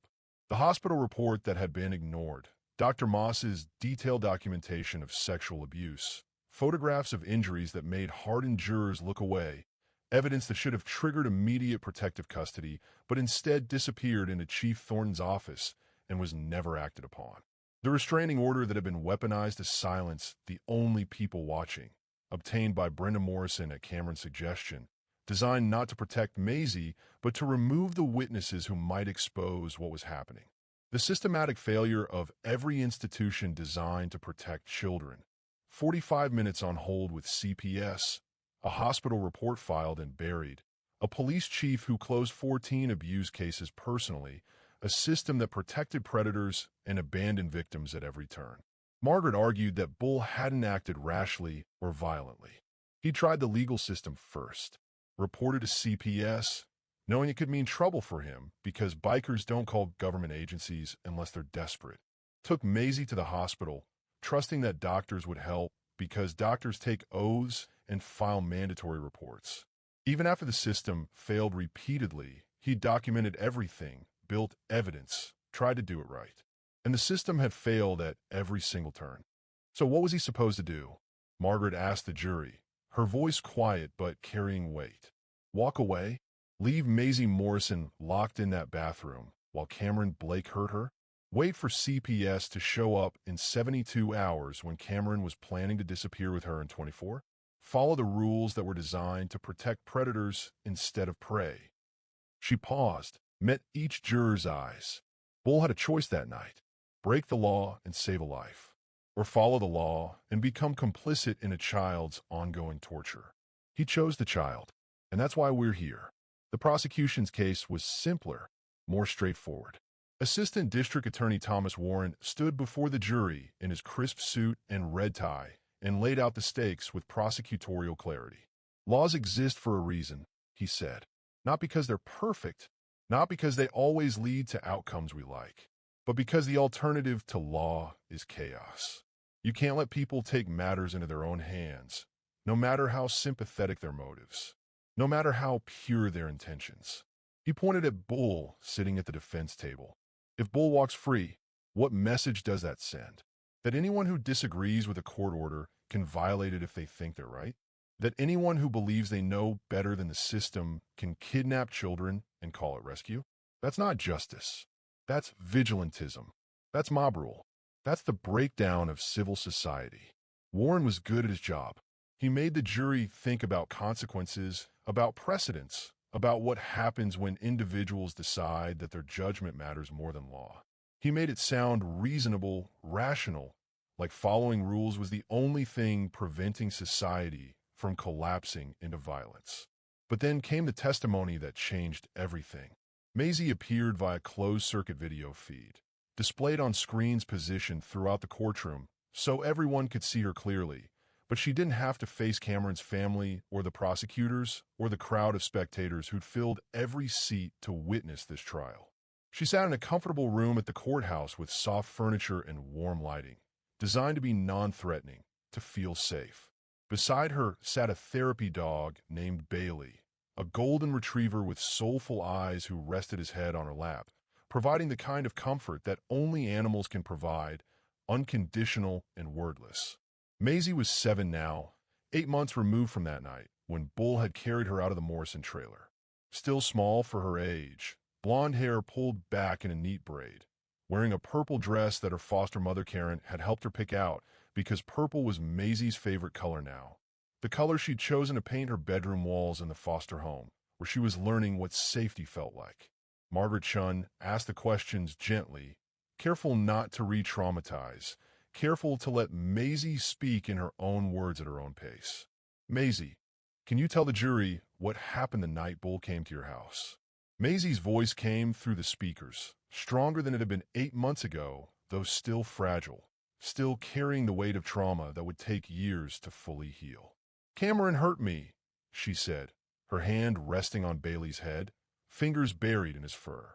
He hurt me a lot, and Mama was at work, and I was locked in the bathroom, and it hurt so bad I called 911 like they teach you in school. And what happened when you called? Miss Deborah answered. She said I was having bad dreams. Said Cameron was a good man, and I was confused. Maisie's voice wavered but held. She said to go back to bed, but I wasn't dreaming. He really hurt me. Then what happened? Bull came. He opened the door. It was locked from the outside, and I couldn't get out. And he said he was going to help me. Maisie looked directly at the camera, directly at the jury watching her. He promised he wouldn't leave me, and he didn't. He kept his promise even though. She trailed off, then finished quietly. Even though keeping it got him in trouble. 3 jurors were openly crying now. 4 others had their jaws clenched tight, fighting emotion. The rest stared at their hands, or the ceiling, or anywhere but that screen where a 7-year-old girl was describing her rescue like it was the only good thing that had happened in months of horror. Dr. Patricia Moss testified next, her testimony clinical and devastating. She described the pattern she'd seen over 3 years working in Millbrook General's emergency room. 3 other children before Maisie with identical injuries, identical patterns of chronic sexual abuse, identical complaints that had gone nowhere. I documented everything according to protocol, Dr. Moss said, her voice tight with controlled anger. Photographs, detailed medical reports, filed mandatory reports with both CPS and local law enforcement. Every single case was closed as unsubstantiated within weeks. The children were sent back to the same homes they came from. And what happened to those children? Margaret asked. 2 of them disappeared, moved out of state with their families within months. One is in intensive psychiatric care after a suicide attempt at age 11. Dr. Moss looked at the jury. The system didn't just fail them. The system destroyed them. Then Detective Lauren Wu took the stand, wearing her FBI credentials and carrying the weight of federal authority. She walked the jury through the investigation that Bull's actions had triggered, the raids on Cameron's home, the 7 hard drives full of evidence, the discovery of an interstate trafficking network, the connections to other cases in other states. Because of Bull's intervention, 14 verified victims across 3 states got justice, Detective Wu said, her voice clear and authoritative. 14 children whose abuse had been documented and buried. Because of Bull, 27 additional cases are now being investigated, cases we never would have connected without the evidence we found. She turned to face the jury directly, making sure they understood the full scope of what Bull had accomplished. Because of Bull, Cameron Russo, who'd operated for 8 years across 3 states, who'd abused at least 14 children that we know of, was finally stopped. Without Bull's intervention, that doesn't happen. Cameron continues. More children suffer. And Maisie Morrison, Detective Wu's jaw tightened. We had evidence from Cameron's computer showing he was planning to leave the state with her within the week. Plane tickets purchased, storage unit rented in Nevada. He was going to disappear, and Maisie would have disappeared with him. She paused to let that sink in. Bull didn't just save 1 child. He broke open a case that will protect countless others. He exposed a network we'd been trying to crack for 15 months. He did what the system couldn't or wouldn't do. He chose a child's life over procedural compliance. The jury received their instructions from Judge Patricia Williams at 2:15 on a Thursday afternoon. Standard instructions about burden of proof and reasonable doubt and the specific elements of each charge they needed to consider. She explained the necessity defense and the high bar it required. Imminent harm, no legal alternatives, proportional response. You must decide, Judge Williams told them, whether the defendant's actions were justified by the circumstances he faced, whether a reasonable person in his position would have made the same choice, whether the harm he prevented was greater than the harm he caused by breaking the law. The jury retired to deliberate. Legal analysts on CNN and Fox News predicted hours of debate. The charges were serious: kidnapping in the first degree, custodial interference, violation of a protective order. Each carried significant prison time. The law was clear. Bull had technically violated it. The necessity defense was a high bar, rarely successful. Most experts predicted a hung jury at best, conviction on at least some charges at worst.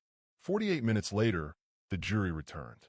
The bailiff called for everyone to rise as the jury filed back into the courtroom.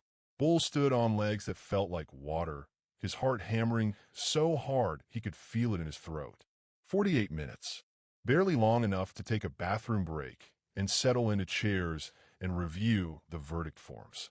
Either the fastest acquittal or the fastest conviction in Oklahoma County history.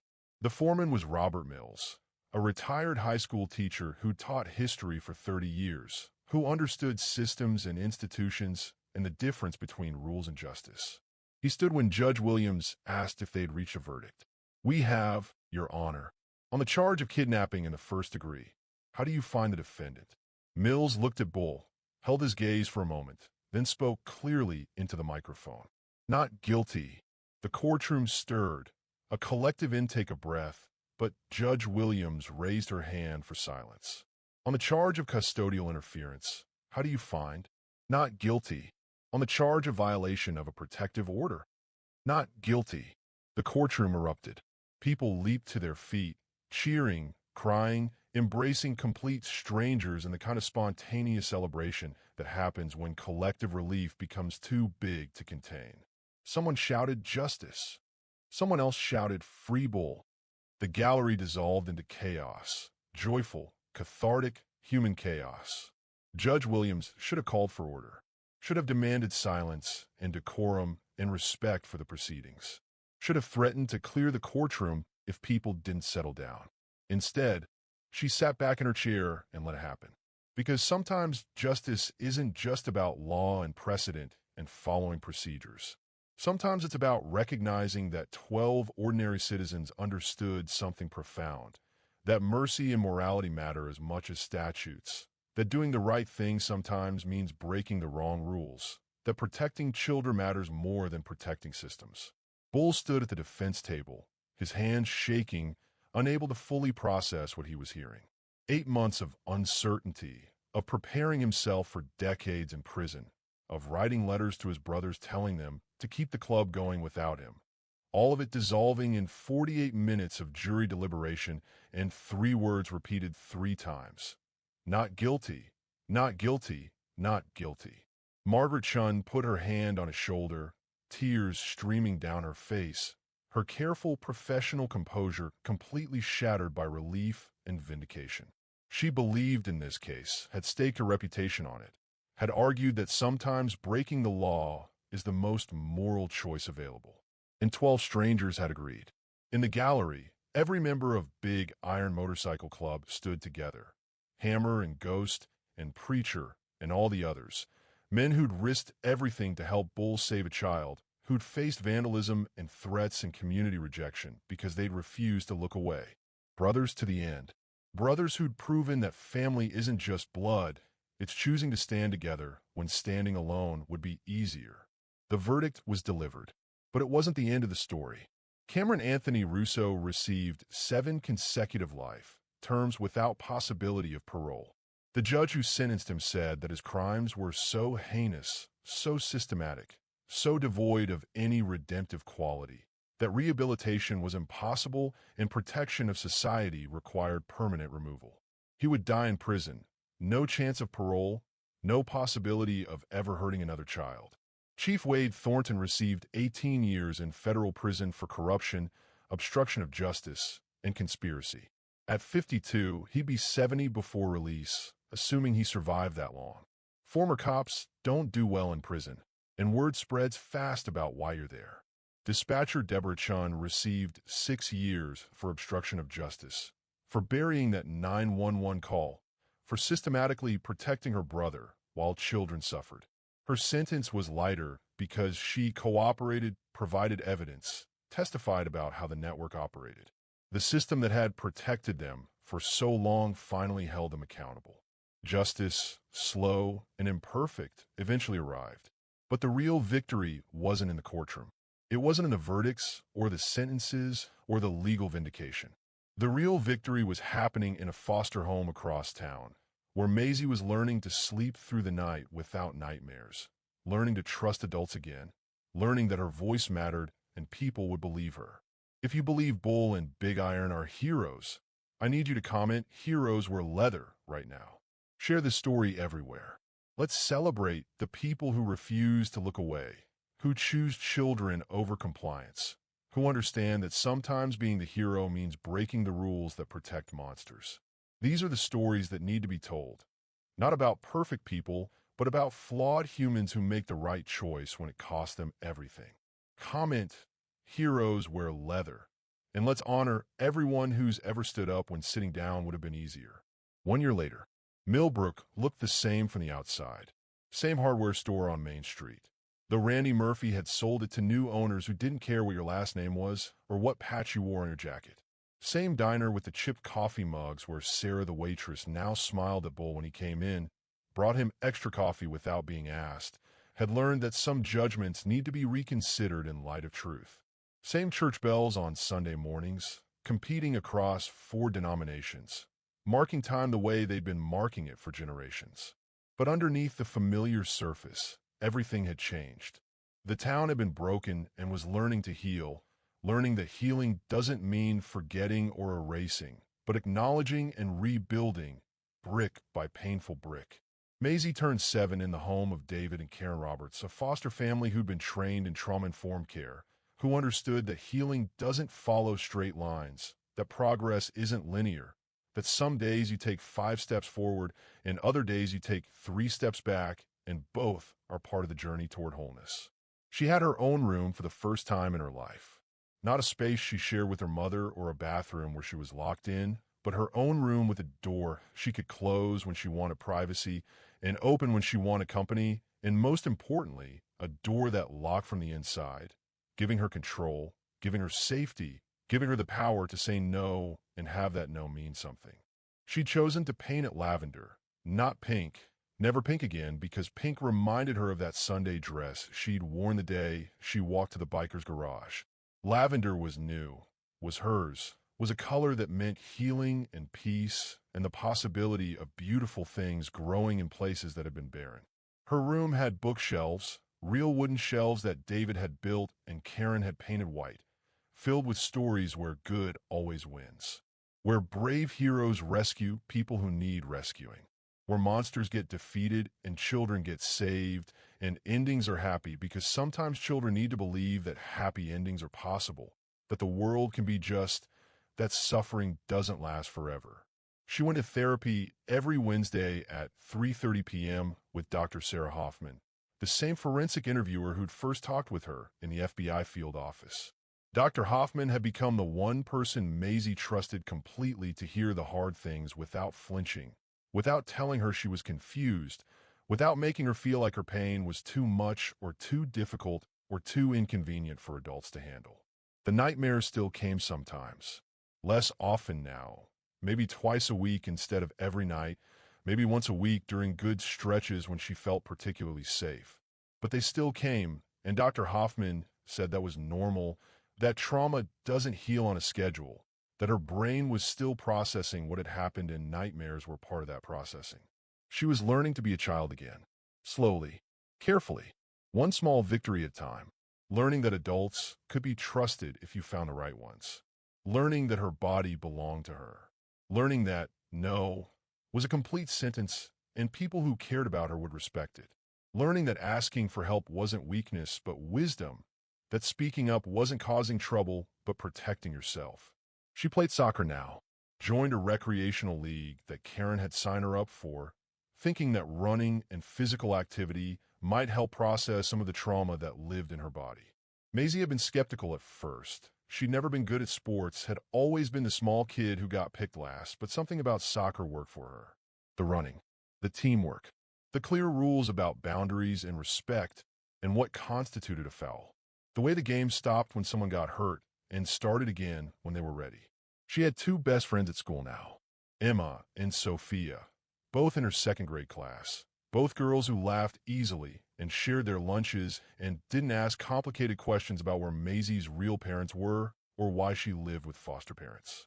They just accepted her, included her, invited her to birthday parties and sleepovers that Karen carefully supervised, making sure Maisie felt safe, making sure nothing triggered the trauma that was still so close to the surface. And every single night before bed, after Karen read her a story and tucked her in and turned on the nightlight that made her room feel safe, Maisie asked the same question she'd been asking for a year. "Is Mr. Bull okay?" And every night, Karen gave her the same answer. "Mr. Bull is just fine, sweetheart. He's home with his friends, probably working on motorcycles and being proud of how brave you are." Bull had returned to Big Iron Motorcycle Club 3 days after his acquittal. Walked through the door of the clubhouse to find every member waiting for him, to find Hammer gripping him in a hug that lasted 30 seconds and said everything words couldn't, to find Ghost with tears in his eyes and Preacher with a rare smile, and all of them together in that space that smelled like motor oil and old wood and brotherhood. Back to the scarred wooden table where they still held church on important nights. Back to the garage bays where motorcycles in various states of repair waited for attention. Back to the comfortable rhythm of men who'd chosen each other as family, who'd proven that choice mattered more than blood, that loyalty meant standing together when standing alone would be easier. But Bull was different now. The case had changed him in ways he was still discovering, still processing. It had opened something in his chest that had been closed for 37 years, since he was 8 years old, sitting in that hospital room, hoping someone would save him. That old wound had been reopened, examined, and was finally healing in a way it never had before. Not healed over, but healed through, scar tissue forming, but flexible, stronger in the broken places. He started volunteering with foster youth advocacy programs, organizations that worked with kids aging out of foster care, kids who'd been through system after system and were about to be released into the world at 18 with no family and no support and expected to somehow thrive. Bull showed up at group homes on Thursday evenings, sat in recreation rooms with teens who were angry and scared and try not to show it, and just talked. He didn't preach, didn't lecture, didn't try to tell them what to do or how to feel. He just listened, told them his own story when it seemed relevant. The abuse, the failed system, the years of anger, the eventual finding of family in unexpected places. Sometimes kids opened up to him. Sometimes they didn't. But they knew he'd been there, knew he understood, and sometimes that was enough. One 17-year-old girl named Ashley had told him last month, "You're the first adult who's ever made me feel like I'm not broken. Like maybe I can be okay even though everything that happened to me wasn't okay." And Bull had felt something in his chest expand, had understood that maybe this was why he'd survived his own childhood. So he could be here for kids like Ashley, kids like Maisie, kids who needed someone to prove that survival was possible. Millbrook Police Department had been gutted and rebuilt from the foundation up. Chief Thornton's office had been emptied, fumigated, renovated. A new chief had been brought in from outside. Chief Maria Sandoval, formerly of Austin PD, with a reputation for transparency and accountability and zero tolerance for corruption. She'd walked into a department that had been shattered by scandal and had started rebuilding with surgical precision. New protocols for handling abuse reports. Mandatory training on trauma-informed interviewing that every officer had to complete quarterly. Body cameras that couldn't be turned off during interactions with the public. An independent review board made up of community members, not cops reviewing cops, but citizens with oversight power. They'd brought in outside consultants to review every closed case from the past decade, looking for patterns, looking for other victims who'd fallen through cracks that Chief Thornton had deliberately widened. They found 6 additional cases, 6 more children whose complaints had been buried, whose suffering had been dismissed. Those cases were reopened, investigated properly, justice served late, but served nonetheless. The department would never fully recover its reputation. That kind of institutional betrayal leaves scars that last generations. Parents would always remember that the police chief had been selling children's safety for cash. Citizens would always carry the knowledge that the badge hadn't meant protection, had meant threat. But they were trying, and trying, at least, was movement toward better. The Oklahoma State Legislature had passed what they called Maisie's Law in a rare, unanimous vote. One of those moments where politics fell away and basic human decency prevailed. The law required independent review of all closed child abuse cases within law enforcement agencies. Mandatory reporting with real penalties for officials who bury complaints. Not just termination, but criminal charges, fines, prison time. Whistleblower protections for anyone who reported abuse within law enforcement. Because too many people stayed silent, because speaking up meant losing their jobs, their pensions, their livelihoods. It wouldn't fix everything. Laws never do. Laws are just frameworks, and frameworks only work when people care enough to use them properly. But it was a foundation, a starting place for building something better, a signal that some things, some people, some victims mattered more than institutional reputation. Big Iron Motorcycle Club found themselves in the strangest position they'd ever experienced, being welcomed. The elementary school had invited them to participate in child safety programs. Bull and Preacher went once a month now, talked to kids about stranger danger and how to ask for help, and the fact that sometimes the scariest looking people are the safest, and sometimes the safest looking people are the scariest. Taught them that badges and uniforms don't automatically mean trustworthy, that appearances can deceive, that their instincts mattered and adults should listen when children say they're uncomfortable. The town council had asked Big Iron to join community watch efforts, to be visible in neighborhoods, to be another set of eyes looking out for trouble. It was surreal, going from pariahs to protectors in the span of a year, but Bull understood it was earned, not given. Earned through action, through choosing right over easy, through proving that judgment matters less than character. Parents who'd once crossed the street to avoid them now stopped to shake their hands, to say thank you, to tell stories about their own children who'd been helped or protected or just seen by the bikers who everyone used to fear. The club's reputation had transformed from outlaws to protectors, from threat to shield. Though the members themselves hadn't changed much. They were still the same flawed men, still working on their bikes in that garage, still drinking beer that was too warm because nobody wanted to walk to the fridge, still telling the same stories, still riding the same roads, still choosing brotherhood over blood family. But Millbrook had learned something about assumptions, about how badges don't guarantee goodness and leather jackets don't guarantee evil, about how sometimes the people society fears are the ones who save us when the people society trusts are the ones destroying us. On a Tuesday afternoon in June, almost exactly 1 year after Maisie had first walked into that garage, Bull received an envelope at the clubhouse. No return address, but he recognized the handwriting immediately.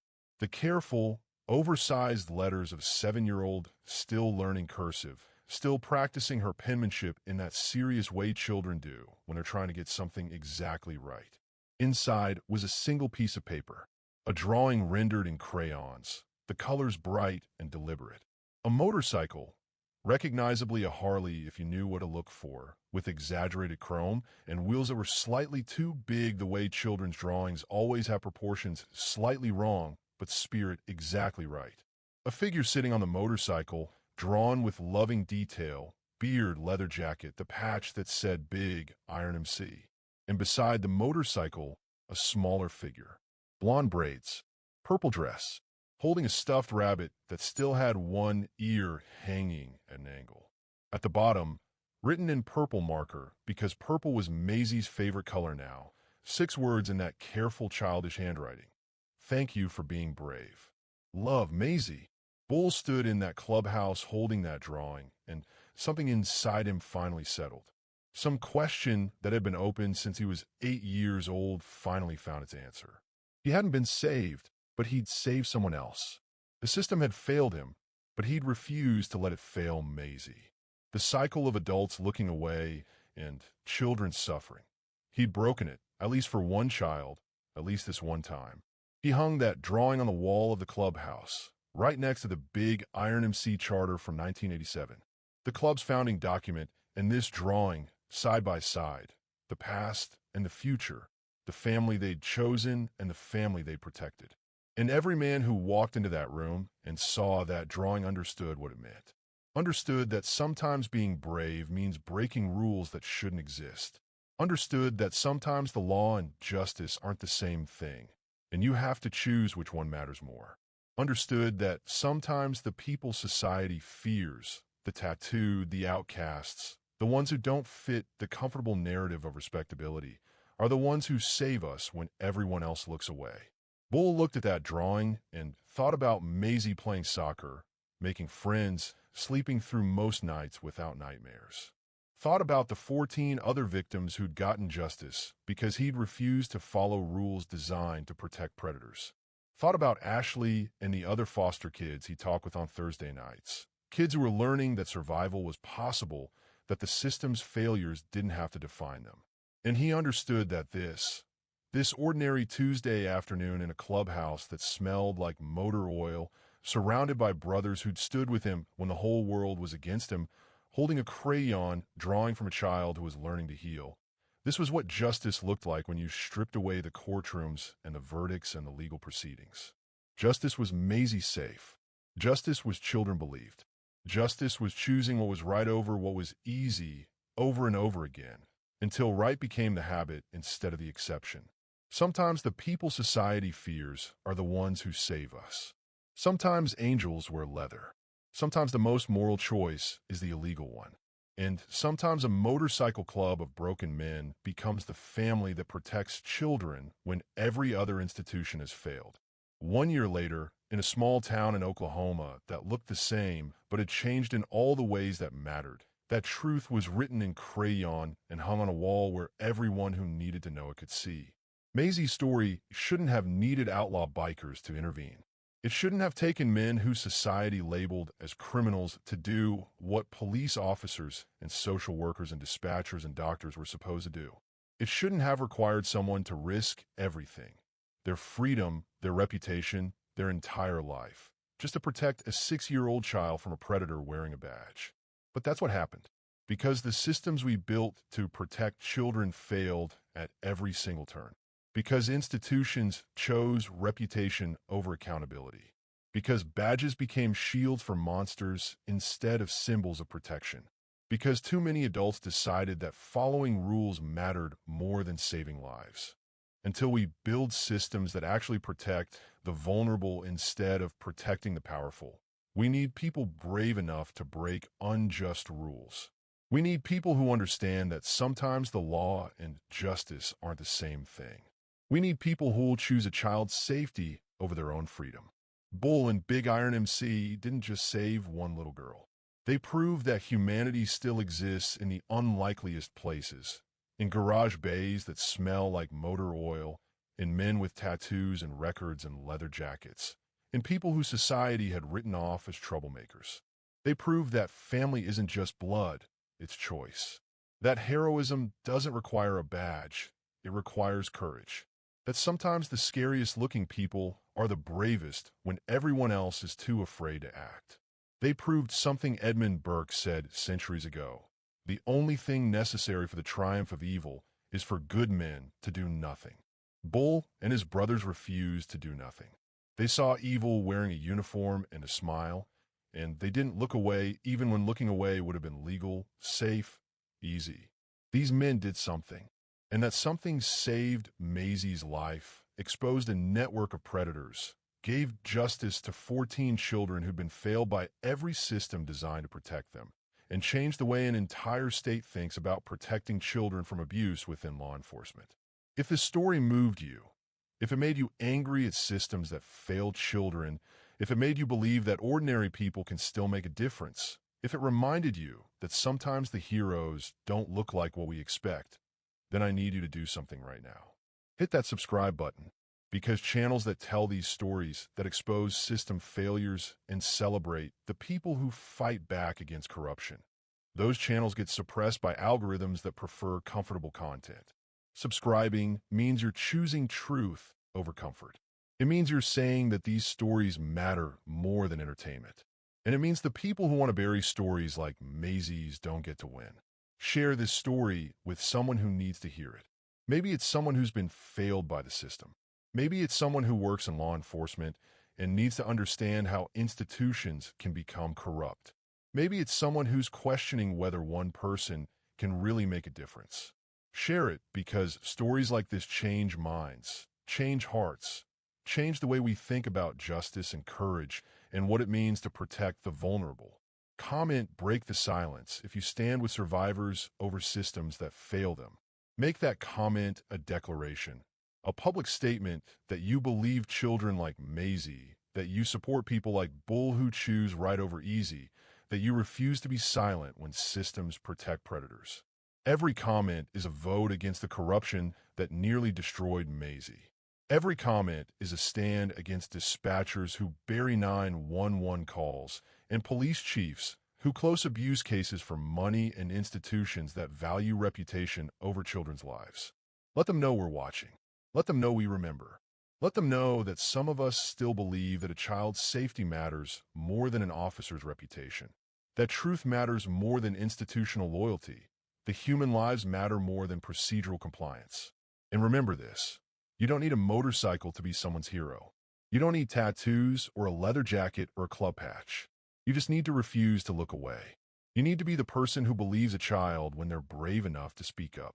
You need to be the person who reports abuse even when it's uncomfortable. You need to be the person who asks questions when something doesn't feel right. You need to be the person who chooses inconvenient truth over comfortable lies. Thank you for watching this story. Thank you for caring enough to stay for 30 minutes while we told you about systems failing and children suffering and imperfect people making the right choice anyway. Thank you for being part of the solution instead of part of the silence that enables predators. Drop your location in the comments. Let's see where this message of courage reaches today, from Millbrook, Oklahoma, to wherever you're watching from. Let's build a map of people who believe that protecting children matters more than protecting institutions. Let's show each other we're not alone in believing that justice is worth fighting for even when the fight is hard. And if you know someone who needs to hear they're not alone, someone who has failed by the system, someone who's questioning whether their voice matters, someone who's wondering if one person can really make a difference, share this story with them. Be their bull. Be the person who refuses to look away when everyone else is looking away. Be the voice that says, I believe you, when everyone else is saying you're confused. Because at the end of the day, that's what this story is really about. Not about bikers or cops or small-town scandals. It's about the choice every single one of us faces when we see something wrong. Do we speak up or stay silent? Do we act or look away? Do we protect the vulnerable or protect our own comfort? Maisie got lucky. She found Bull. But there are thousands of children right now who haven't found their Bull yet, who are waiting for someone to believe them, who are hoping that this time, when they're brave enough to speak up, an adult will be brave enough to listen. You could be that person. You could be the one who makes the difference between a child getting help or getting sent back to their abuser. You could be the one who breaks the silence. So comment, break the silence. Subscribe, share, and most importantly, refuse to look away when the world needs you to see. Because sometimes angels wear leather. And sometimes the only thing standing between a child and a monster is an ordinary person who decides that today they're going to be extraordinary.